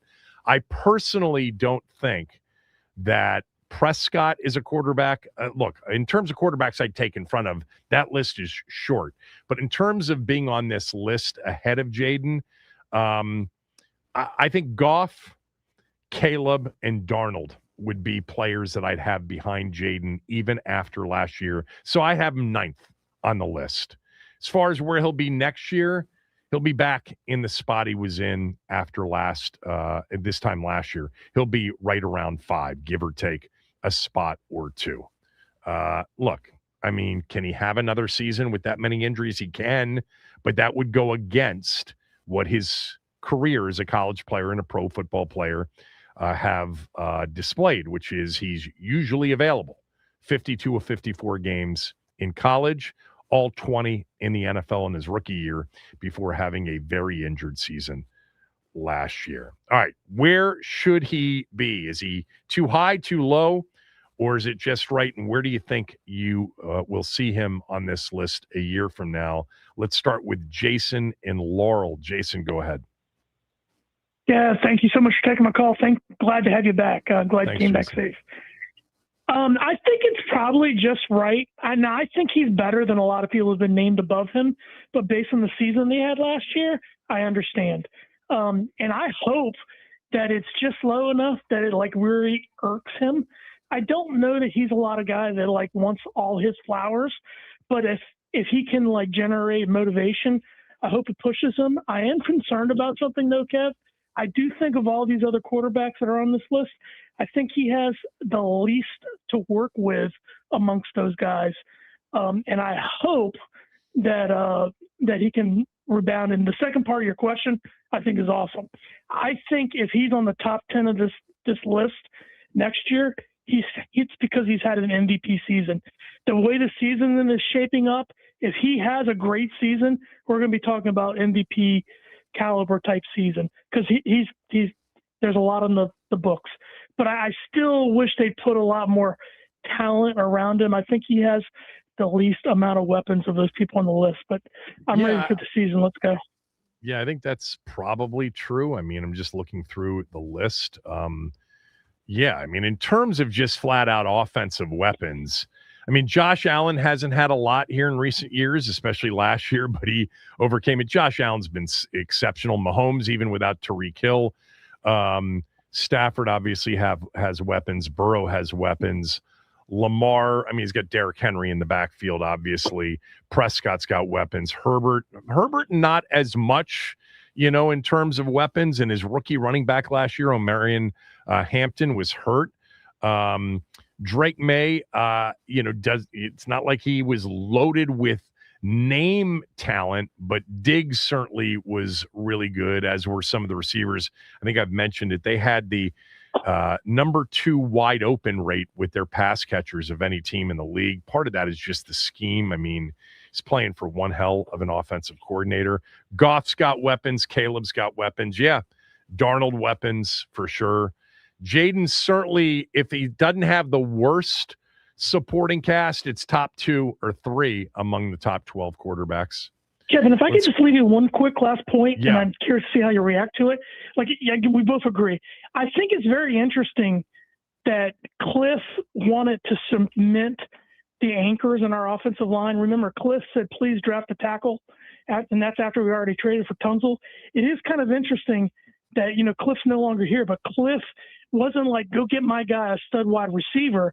He was, go make sure my guy is protected. Yeah. And we followed through with that. And I think that's helpful. And I think it's also insightful to what they think of him. But he might have the better offensive line of all those other guys, but he doesn't have the guys to throw to. Well, I don't think he's got the better. I don't think, if we go through this list, there are probably 5 offensive lines that are better. But Washington's offensive line is certainly, I think, when completely healthy, and it wasn't all of last year, although it was mostly healthy last year, with the exception of Cosme missing the first 6 games. But I think it's a top half of the league offensive line. I'd put it in that category, somewhere around there. Thanks, Jason. I got to move on. Let's go to Skip on line 3. Skip, too high, too low, or just right? Skip, you there? Do we have Skip or not? Anthony. He's not answering, so let's move All right, on. let's go to Aveen. Aveen, go ahead. Hey, Kevin. I have it as too low, but I would get why evaluators, coming off a last season, don't have, Jaden cemented as a top 10 quarterback. But for me, I think Jaden is in a tier in between the established elite quarterbacks and the very good franchise quarterbacks. And he's probably there with May. But I would say, what separates him between... Wait, say that again. You said established franchise quarterbacks. So we're obviously talking about Mahomes and Allen and Stafford and Burrow and Jackson, right? I mean, are you putting Dak into established franchise quarterbacks and Herbert? No, the difference between established elite quarterbacks and then very established good franchise elite quarterbacks. Got it. Okay, Yeah. so those 5 would be your established elite. Yeah. Jackson, and Burrow, Stafford, Mahomes, and Allen. Yeah, I'd probably take Stafford out. I still have the big 4 as being the big 4. But Okay. I think Jaden's in the tier between. And what I would say, Kevin, is, in between Jaden, that group and what group? The established franchise quarterbacks like Dak, Love, Okay, Herbert. got it. Okay, established elite and then established franchise. I like the way you did that. That's why I was asking for more detail. I like the way you did it. Right. Established elite quarterbacks and then established franchise quarterbacks. The established franchise quarterbacks would probably be Dak, Herbert, right? Goff. Yep. Love. You got Love on there? Okay. Yeah. All right. And you'd have him somewhere in between. Okay. Yeah, I like that. I'll say what separates him between those, the franchise quarterbacks is what Jaden Daniels did in 2024 is more impressive than anything Dak has done, anything Love has done, anything as Herbert has done.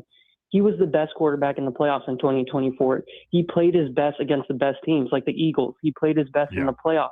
Best defensive teams, he played his best. Yeah. Right. And he elevated them. He elevated his team like a crazy amount. He took a team with a bad defense in NFC Championship game. Something Dak's never done.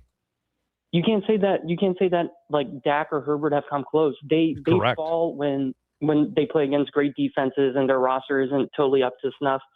So there's just a difference there. Like they haven't done what Jaden has done. That's why he has shown, those flashes of being an elite quarterback, which those quarterbacks. And Drake May didn't do that last year. He was horrendous in the postseason. Horrendous. Right. So that's the only reason I say you have to put him above guys like Dak, Herbert to me, because they haven't done what he's done. Yeah, I mean, it's just 1 year. You'd like another 1 or 2 of outrageous performances in big games to add to the list because it was his first year. But to your point, Herbert hasn't come up big in the biggest games of his career. Trevor Lawrence hasn't come up big in his biggest games of his career. Dak certainly has not. Goff has, to a certain degree, played well in some big games for the Lions, but not in the game against Washington, his last playoff game. Caleb Williams, he's not established, and I understand the difference in what you did there, and I like what you did there. Jordan Love has had mixed results in the postseason. All right, stay on hold. I see everybody there. 301-230-0980. Jaden Daniels on the honorable mention list on ESPN's top 10 rankings of quarterbacks, and he really is slotted at number 12 among all quarterbacks. Too high, too low, or just right? And where do you think they'll be on this list a year from now? Kevin Sheehan Show, the Team 980 and the Team980.com.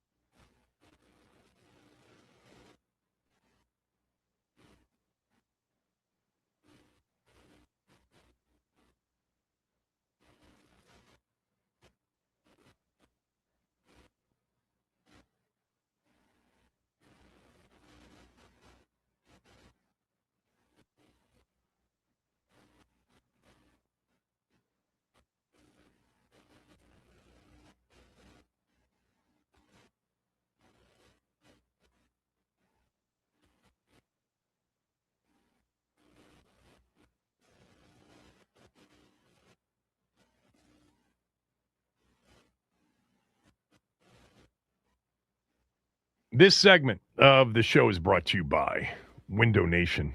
If you are looking for new windows, all I ask is to give Window Nation a chance to come give you a free in-home estimate. There's no risk. They'll schedule it for you when it's convenient for you. It takes an hour or less, an hour tops. Many times it's 30 minutes, 35 minutes, something like that. They'll go around your house. They'll actually tell you which windows are old and costing you money with higher air conditioning bills, higher heating bills, and the ones you should replace versus those that you should not replace. It's actually a pretty good exercise. That's all I ask is if you've been thinking about new windows, replacing old windows with new windows, just give Window Nation a chance to come out and give you a free in-home estimate. They've got very good product, 1,500 plus window styles to pick from. Their customer service is the best in the business, rated number one by Forbes for all window installation companies in America. 96% of their installs are done by a team with over 15 years of experience, and they require no follow-up service.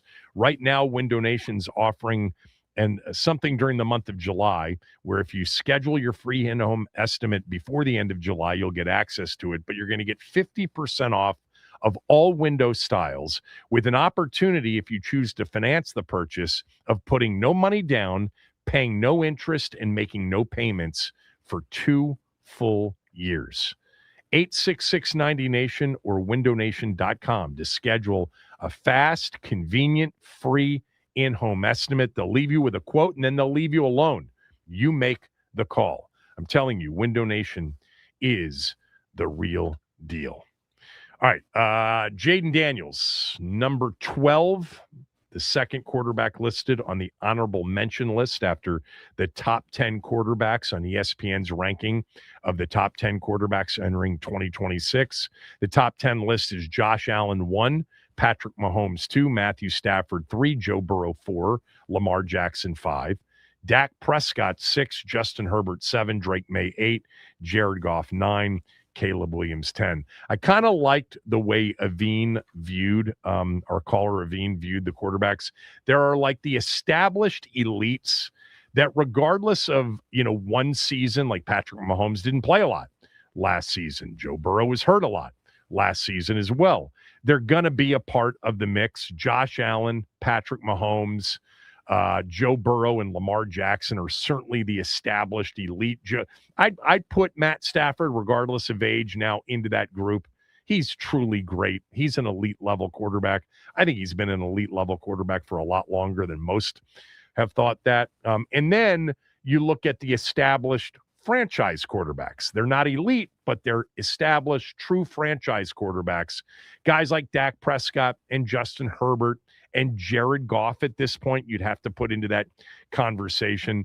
You might want to put Jalen Hurts into that conversation, or Trevor Lawrence, or Baker Mayfield, or Jordan Love. I don't know if I'd put them in there as established franchise quarterbacks. I certainly wouldn't do that with Sam Darnold at this point.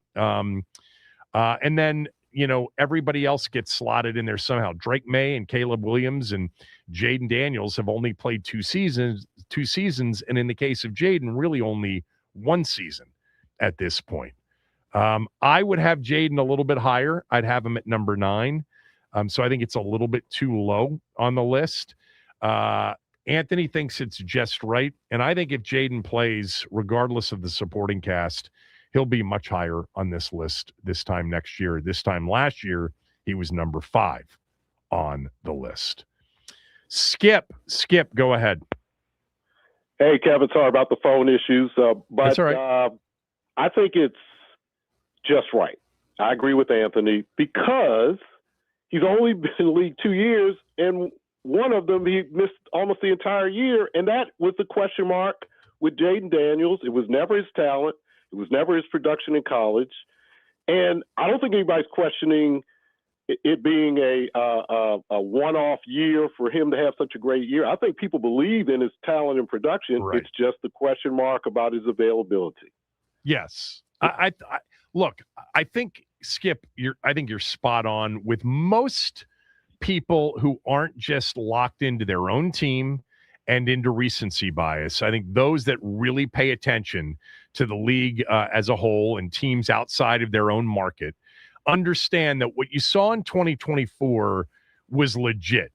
Like literally, they won 12 games in the regular season and won 2 road playoff games because of him more than anything else, which was something that had never happened in the history of the league. A rookie quarterback strapping a team to his back, essentially, and leading it to within 60 minutes of the Super Bowl. Every other rookie quarterback that had made it as far as the championship game had done it on the backs of a great defense or a great running game or a combination of both. He did it where it was him, and then everything else was a distant second, third, fourth, fifth. So I think people believe in what they saw. And I think they understand that they didn't get a chance to see it last year because he was hurt.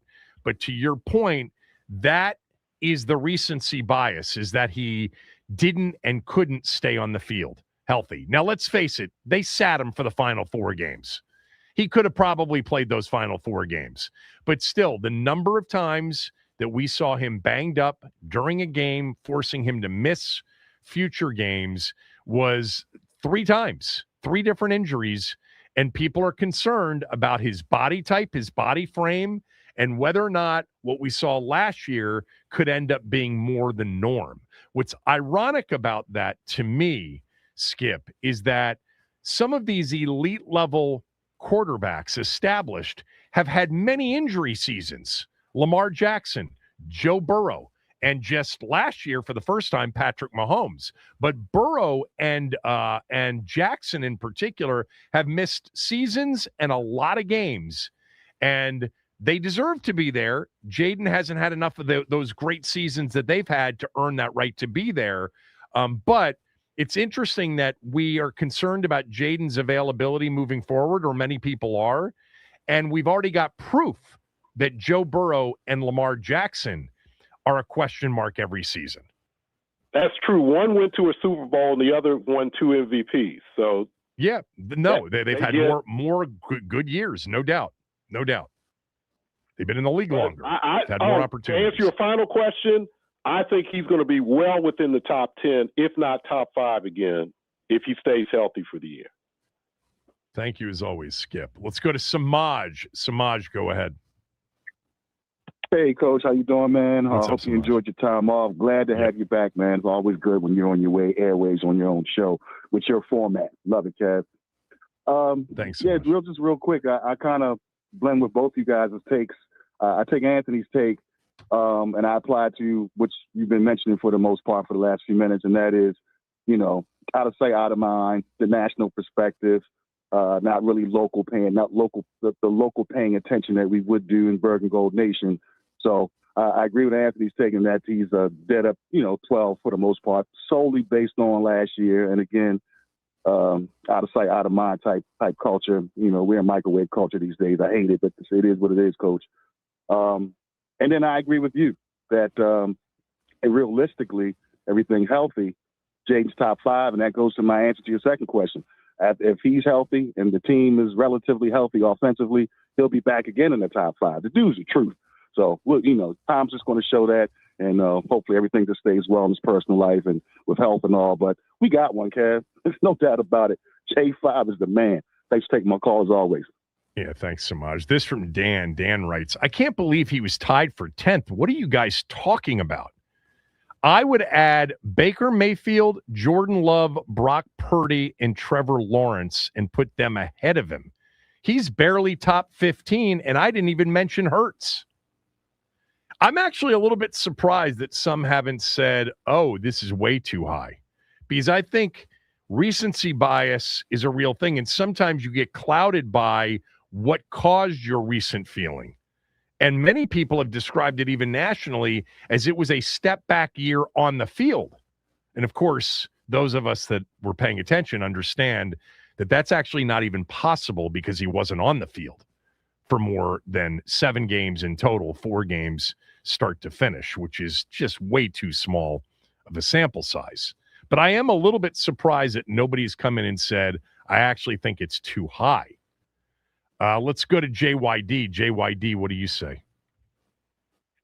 I say he's about where he's at. Should have been at.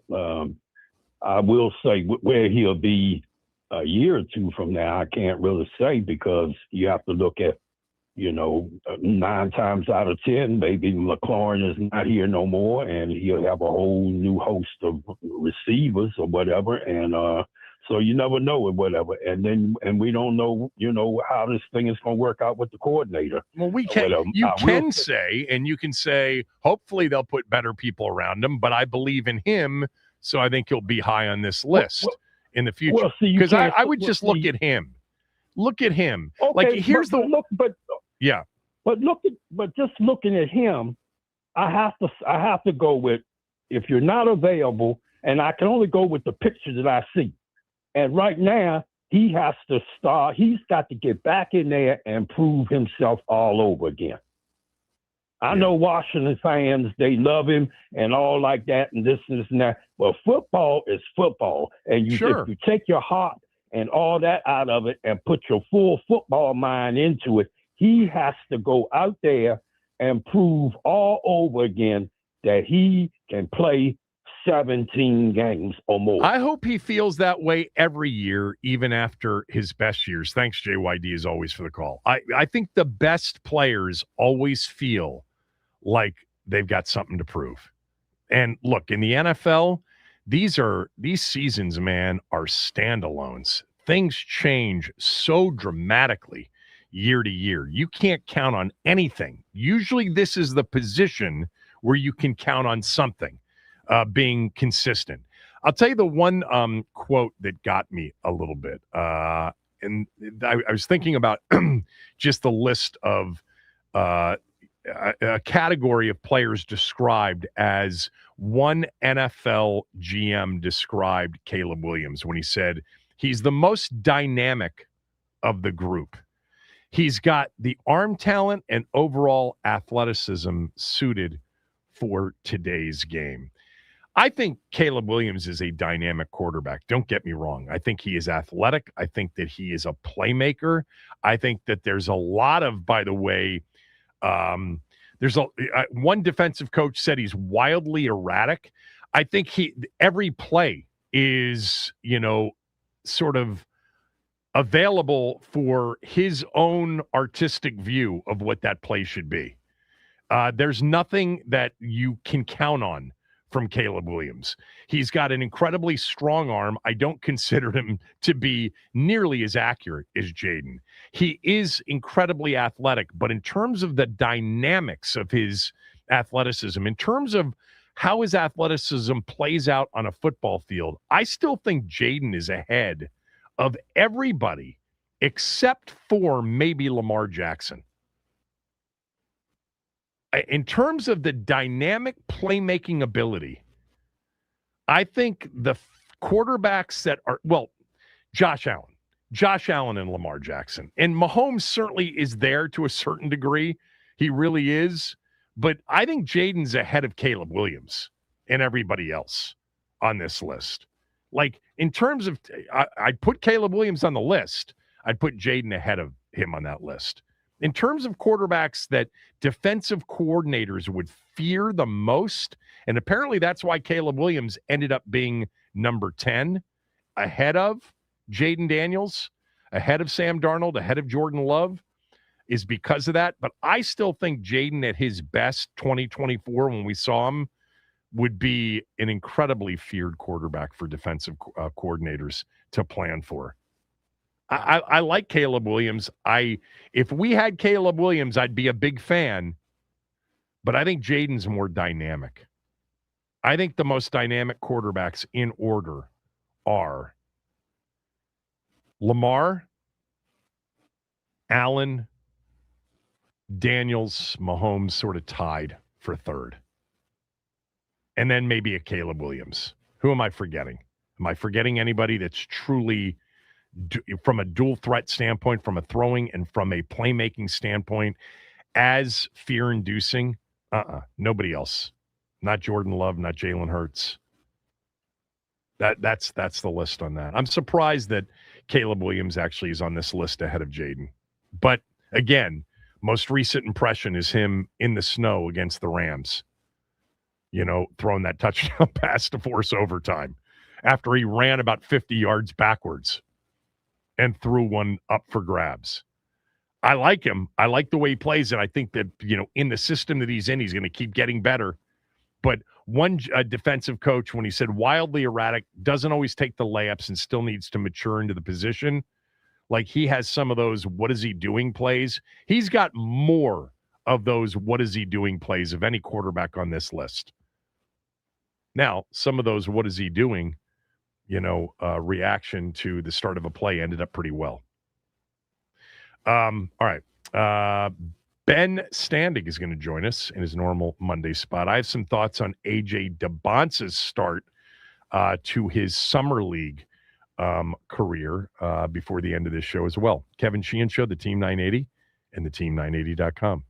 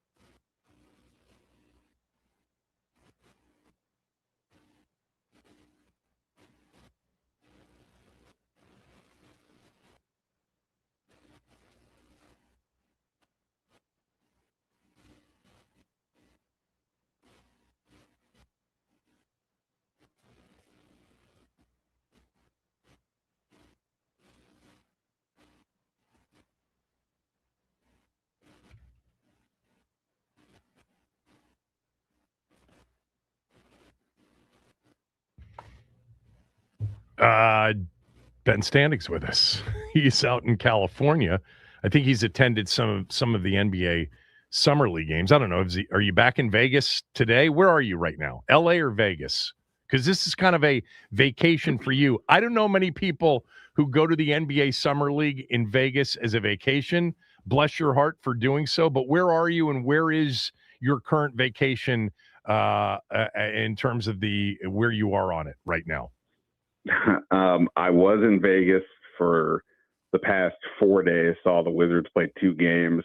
Saw a lot of random celebrities and NBA people walking around the hotels, along with a lot of other very interestingly dressed people. Now I'm in LA though, and I'll be here for a few days. But yeah, I'll be here for a few days. It's Vegas. I mean, obviously it's hot. It's insanely stupid to go during the summer, but that's when they play the NBA thing. Even for that, this past 4 days was ridiculously hot there, even for Vegas. So that was tough. Do you know that 2 years ago, I think I've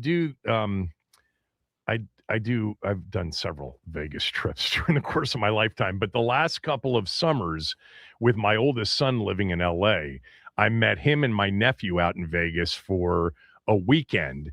And 2 years ago, we were there on the hottest day in Las Vegas history. I think if you look it up, it was probably either July or August of 2024. And it was, by my recollection, it was 117 degrees. I'm going to look that up right now. It was literally 100. Here it is. Okay. It was July 7th, 2024, and it hit 120 at Harry Reid International Airport. 120. We were there. Now, we were not spending a lot of time outside, but because we knew it was going to be the hottest day in Vegas history, we went outside briefly, and it was hot. It was really, really hot. But as everybody says about desert heat, it's a dry heat, Ben. It's a dry heat. I usually accept that, and I usually am okay with that notion. I'm just telling you, whatever was going on this time was just punishing. I mean, I didn't walk outside much other than going to a car or an Uber or into a restaurant or something. Where were you going in that Uber? From the hotel to the we'll keep Ben out of trouble for his Vegas trip. I'm a good guy. I'm a good boy. Yeah. Okay. So can we come back to the NBA Summer League? I haven't actually talked about, AJ Dybantsa being obviously already worthy of the number 1 pick based on 2 Summer League games yet. And I'd like to weigh in on that at some point, and we can talk football here for a moment. I haven't talked to you in over a week now, or maybe a week. I think maybe a week ago was the last time we talked because I was on vacation last week as well. So do you have any new thoughts on Brandon Ayuk? I talked briefly about, him saying Jaden said, I don't do the internet, hit me up. He tried to call. Jaden didn't answer. That appears to be, I think, the last time we've heard from Brandon Ayuk, which would have been Wednesday, so 5 days ago. Do you have any other further thoughts on the Brandon Ayuk saga from where we were last time a week ago Monday? I did just look. He did post some stuff, but it's like him feeding his dog, so nothing about the Commanders, I don't think. Was that today? Yeah, it's today. Yeah. Okay.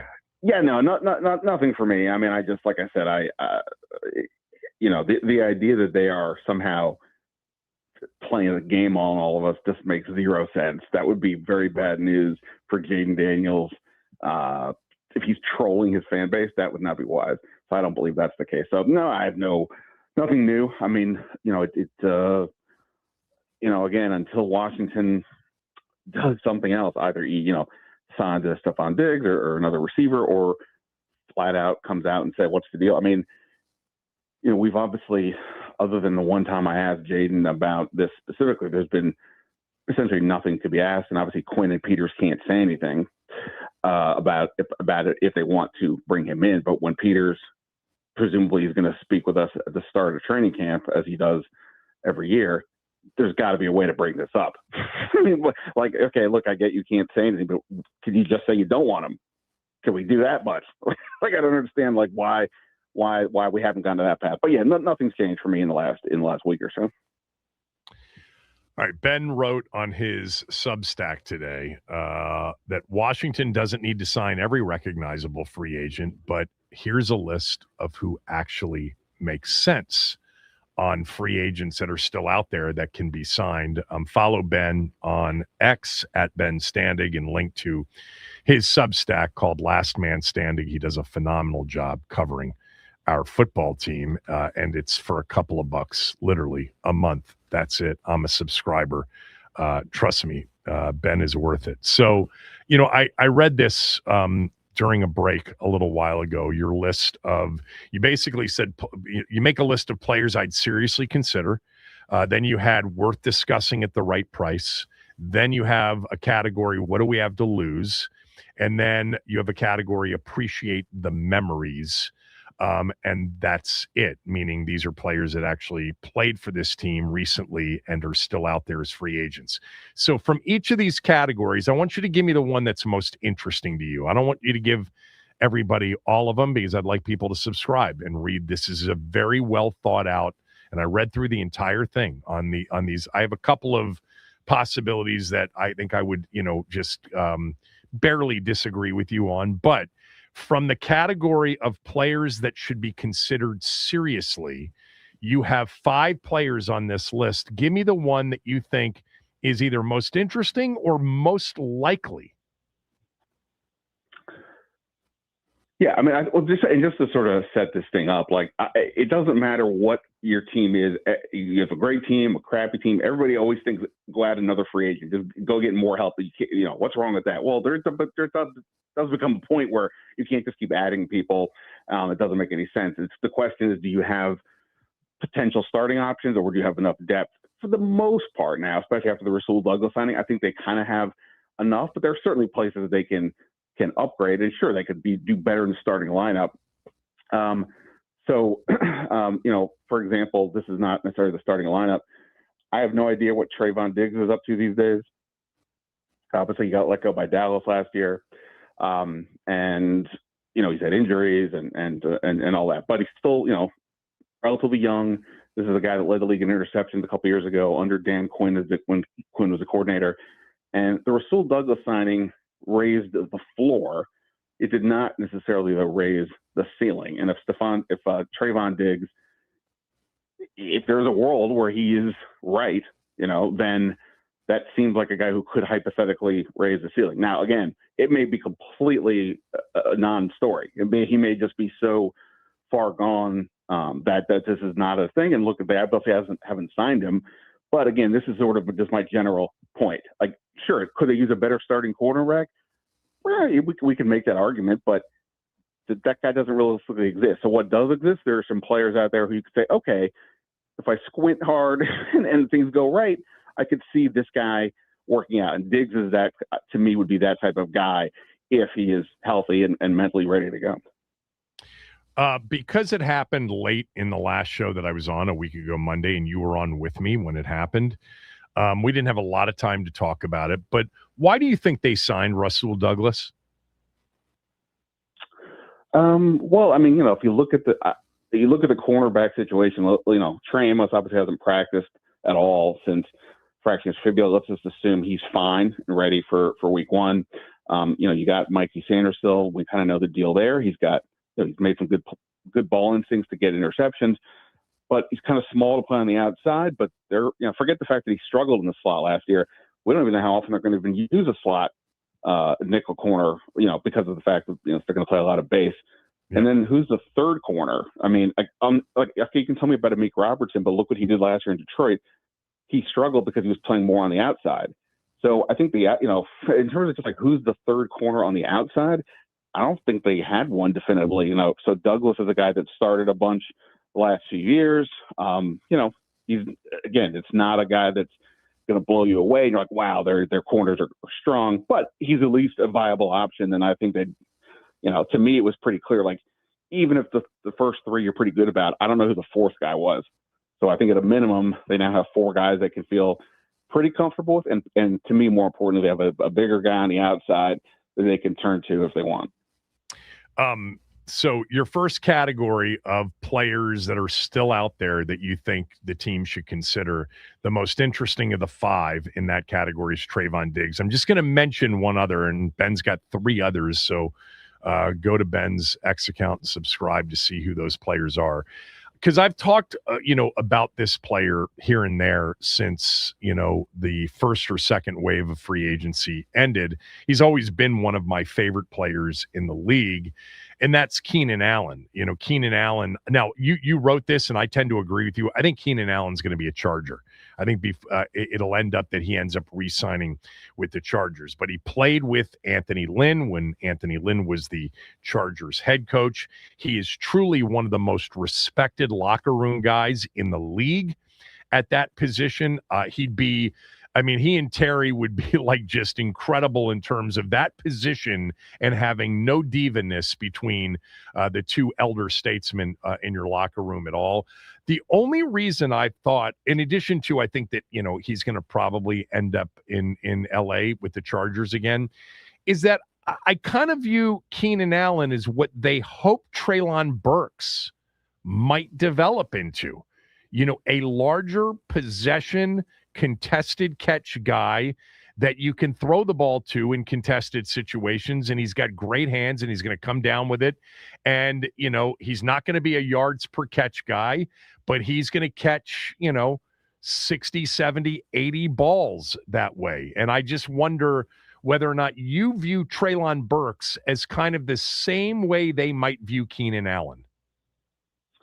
I get what you're saying about the bigger body and all that, but like Keenan Allen is just a consistent player. He still gets. I'm not saying Burks is at his level. I'm just saying that they hope Burks is on the verge of becoming that type of player. Yeah. Well, the reason why to me Allen would be interesting is, is the consistency and the reliability. I don't think those are traits that we know for sure that Treylon Burks had. Agreed. If he did, then he would be. We probably wouldn't have to talk too much about the number 2 receiver because he probably would be it. So that's to me like if you made the move for a guy like Allen, you're basically conceding we don't feel comfortable enough in terms of like a guy we can throw out there frequently to be reliable. And I think he would be that. So I hear what you're saying on Burks, but to me Burks is more of a explosive athlete receiver, whereas Allen's a precise route runner and just things along those lines. So I don't view them too much as the same. And, as we said, like again, I think Allen most likely goes back to the Chargers, but, similar to when they go out and get Douglas, it's a nod to say, okay, we don't think we have enough here at corner. So if they did go for a guy like Allen, it would be a nod to say, hey, we don't think we have enough consistent pieces to go here. So let's go add another one. All right. The next category you had of potential adds to the roster still among free agents that are still out there is a category called worth discussing at the right price. Give me the most interesting of the few players that you mentioned here to you and maybe to the team. Yeah, well, this is where Stephon Diggs falls in. Obviously, if we're just looking at best receiver available, he's probably the answer. But it is somewhat similar to Keenan Allen, right? I mean, on the wrong side of 30, might be better off playing in the slot. Allen actually played more last year on the outside than Diggs did relative to the number of total snaps, even though we view Allen more as a slot guy.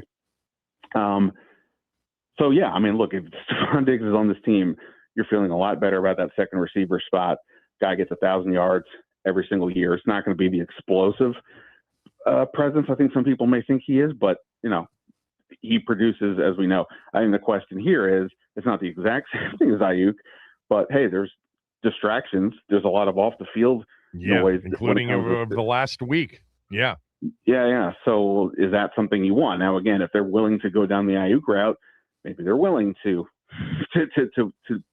not worry about some of these things. But that would be, to me, the real holdup is, how much do they, without knowing exactly the details, just to see what you read in stories. But what do they know about what's going on with Diggs in general? And then is that a problem? But, again, if you're concerned about your second receiver, it is a pretty simple solution. Sign this guy and there won't be so much worry, just based on production. Diggs said over the weekend on his, I guess, a podcast, I don't know if it's his, he said, quote, "My opinion, I can compete with anybody. You can't name a number 2 better than me," closed quote. He considers himself still a number 1, but he said, you can't, name a number 2 better than me right now. If T. Higgins is a number 2, that's a potential better number 2. I like Diggs. I wonder whether or not Keenan Allen wouldn't solve this problem. But I just think that if they're going to add somebody at that position, and Diggs would be super interesting to me as a fan because I'd feel much more confident that they have more than just one now. But they want somebody who scares a defense vertically. I don't know if he does that anymore at 32, going on 33 years old. Your next category is, what do we have to lose? And you've got several players in this group. Give me the guy that you think would be worth it because there's nothing to lose. All right. Well, this one was a late addition, and I'm going to say a name, and everybody's going to yell at me. And don't yell at me. Just hear me out. I know I know the name you're going to say among the 6 or 7 players that you've got listed. Go ahead and say it. So this is a player who was on the team last year, and I was not, at no point did I said, boy, they got to bring this guy back. But when you look at where we're at right now with this receiver room, if Noah Brown is healthy, are we sure he wouldn't be the second best receiver? But well, hold on. Here's the thing. The issue the last 2 years has been they had no depth should he get, or especially last year, they had no depth should he get hurt. If I just said to you at some point, hey, Noah Brown's going to play 6 games this year, but you have enough other pieces behind him when he goes out, is that worth it? Now, again, he may not be healthy enough, all that. But, again, if you're telling me right now Noah Brown's healthy and on this team, is he not probably the second best receiver? The only issue is, again, the depth, but they have guys. They have more, De'Ami Brown here, Van Jefferson. Right. I mean, they actually have guys. With a lot last year, it was like, wait a minute, Terry's holding out. This guy's already hurt, and you have nobody. So, again, if we're just sort of saying, well, who's the last receiver in the room? I don't know. A healthy Noah Brown. Again, at this point, they're going to get the training camp. They're going to play things out, and we'll see. Maybe the first week or so in, it's pretty evident that Antonio Williams is ready to go, or that, De'Ami Brown is still, it shows he's got a lot more than what Jacksonville saw, blah, blah, blah. But until we see that, the number 2 spot's open, and the guy who was that guy the last 2 years is available, and you don't have to worry so much about him. It's like the same with Brandon Ayuk. Everybody's like, oh, well, it won't cost him anything. Well, it's sort of the same thing here. It doesn't cost you anything. He's going to play for nothing. If he gets hurt, okay, well, that sucks, but now you have options. He's a luxury, not something you have to have. Ben said Noah Brown. I didn't. But I do understand your logic on it. And, they have liked him. And Jaden, when he's been healthy, has liked him as a big target, as one of the bigger targets out there, who's made himself, available when he's been available. That's been, of course, the question. Your last category is appreciate the memories. Is there anybody on this list you think has a chance to come back? I mean, I don't think so. There's a couple of guys we're just talking, camp depth, if need be. Is there a world where Zach Ertz isn't, saying he wants to come back and play? They obviously have made moves to not have, to shore up the tight end room without him. But we still don't know definitively if they're going to have a viable red zone replacement for him, right? So I don't know. Is there a world where you say, hey, we love having him around. Let's bring him in. Let's have him rehab, with the understanding that by week 8, if he's not coming on the roster, we'll let him go or something.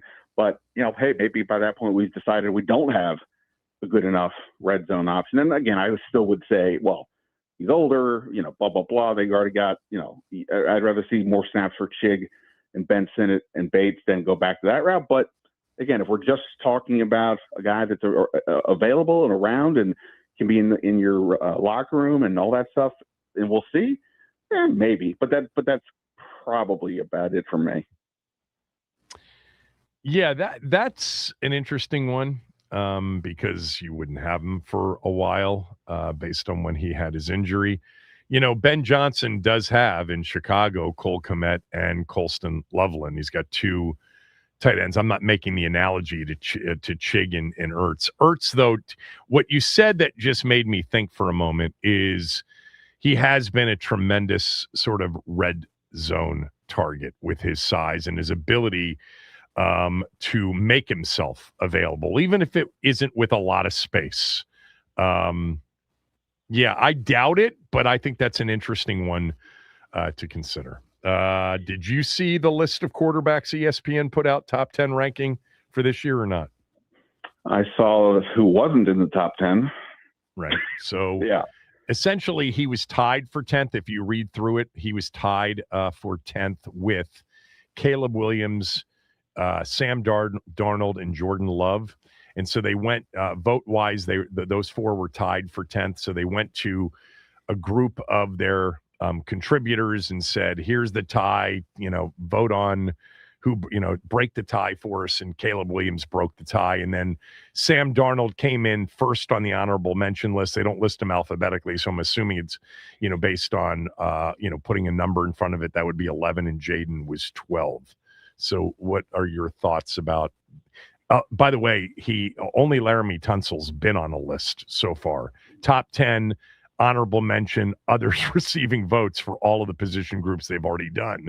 And what's left is wide receivers.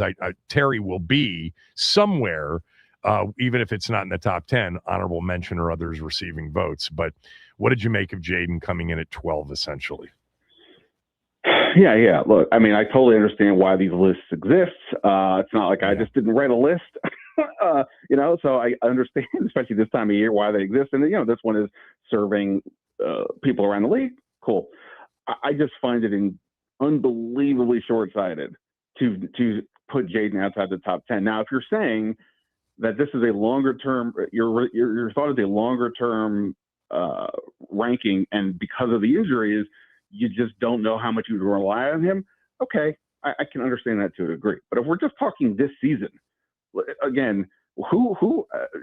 First of all, Jaden would have been ranked way ahead of Sam Darnold. I know Sam Darnold just won the Super Bowl. Good for him. I'm not knocking him, but come on, you're telling me if those two quarterbacks are available, that anybody in the league would take Sam Darnold? No, right. I don't buy that at all.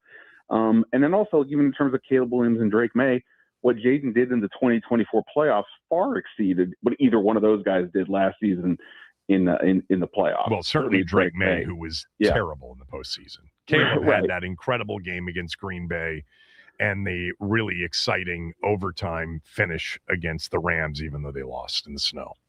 Yeah, right. So, okay. So I'm just saying, like, again, these are all subjective and blah, blah, blah. But, like, I just – this is just the classic recency bias because of last year. And last year was terrible. I mean, there's no argument about it. And, again, if the injuries are your main concern, that's cool. But that's not who's the better quarterback today. That's a who do you want in 5 years question. Right. So, to me, that doesn't make much sense. So, yeah, I don't know where he would be. I mean, I think last year I probably would have had him 5th. It's fine to not have him there now. I mean, but like I would put him over some of the other guys, like I said. All right. I do want to talk to you because you went to Dybantsa. How many games of Dybantsa's have you seen? Have you seen both of them or just one? Yeah, I went to both. Okay. Can you stick around? I mean, it is 9:46 a.m. your time. Am I intruding on big plans for the day? Or can you stick around to talk about A.J. Dybantsa's first 2 games in Summer League? I'm just sitting here talking sports with my guy Kevin and drinking coffee. I'm good. More from Ben. He was at A.J. Dybantsa's first 2 games in Vegas. We'll finish up with that next.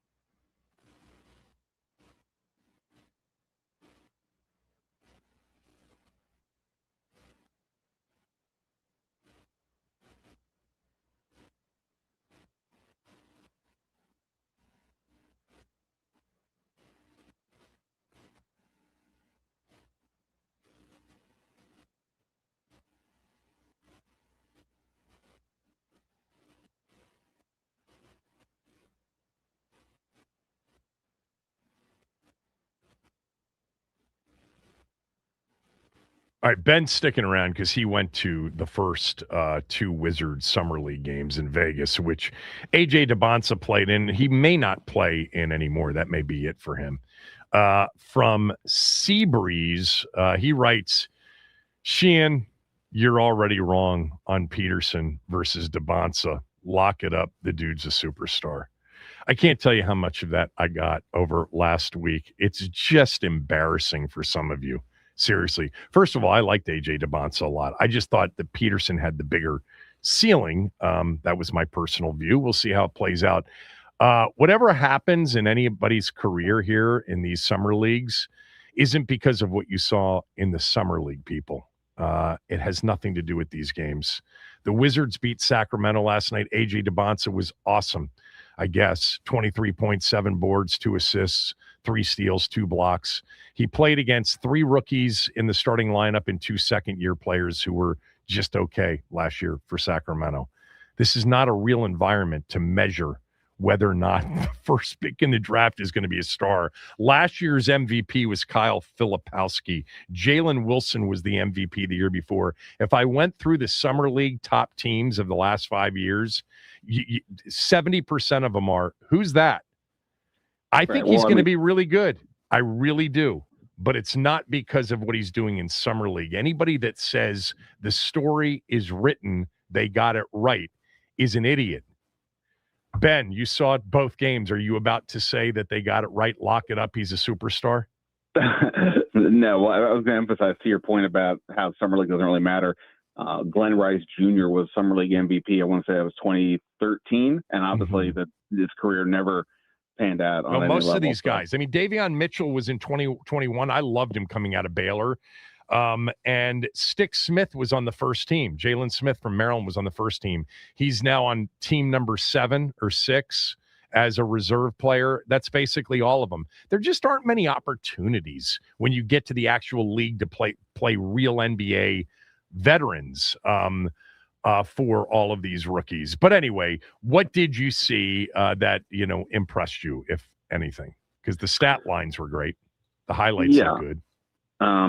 The line that David Aldridge kept using was like, if somebody told him years ago, if you're the number 1 pick, show me at Summer League why you were the number 1 pick. Just a highlight or two, just a play or two that says, oh, okay, I kind of get it. And I think we had a lot of that with Dybantsa. The length is going to be a problem for people. In the first game in particular, his ability to get to the basket, his dribble is fine. He needs to improve on a little bit, but his body is such that he's very, very bendy. He can get himself, he can contort himself in a lot of different ways to made a lot of reverse layups and plays around the rim. He's able to. He's got really good footwork. He's able to separate himself and get space on jumpers, even when it looks like they could be contested. His mid-range shooting is really good. And maybe most notably as a 19-year-old is that I know we just spent this past NBA season lamenting about how Shai Gilgeous-Alexander hunts for free throws. So we'll see. I don't want to be a hypocrite here, but in this case, it's just like his ability, Dybantsa's ability to understand where he is, where the defender is, what it's going to take to get a foul. It's not like it didn't seem like he's going out of his way to get it. It's just that he's got a very mature understanding of how to get to the line. And that is, that's when you look at the best scorers in the league, that is the underrated aspect of it. And I think he's going to be a guy that can get to the league pretty consistently. He was also, pretty good on the boards. I think defensively, he looked better to me in the second game, where it wasn't just that he was long, but he was a little more active. His passing was pretty good. I mean, he can definitely, we'll see about this first year, but you can definitely see a world where he's going to be, the offense is going to initiate through him, bringing the ball up the court or what have you. The outside shooting is easily the biggest but biggest thing he needs to work on. I think he's 1 of 11 from 3. But, even that, it's just a matter of repetition. And, like you said, he was playing out there. He was some other good players on the team, but this is not, he's playing in the real games. He's going to have Trae Young setting him up. He's going to have Anthony Davis on the court, et cetera. So all things considered, I was very impressed. No, I'm not saying he's a superstar or that he's better than Peterson off of this, but I definitely was impressed. Yeah. Bendy's a good word. I think what was obvious in just looking at the highlights, I didn't watch either one of the two games live. I watched the highlights this morning, is that wingspan is legit. It's legit on both ends of the floor. You can see that. But long way to go before we see him actually against NBA level competition, which will happen in October. Thank you. Appreciate it. Yeah, man. See ya. Ben Standig, everybody sticking around to talk about what he saw in Vegas. Thanks to Anthony. Thanks to Brian. Thanks to all of you. It's good to be back tomorrow again after Chris today.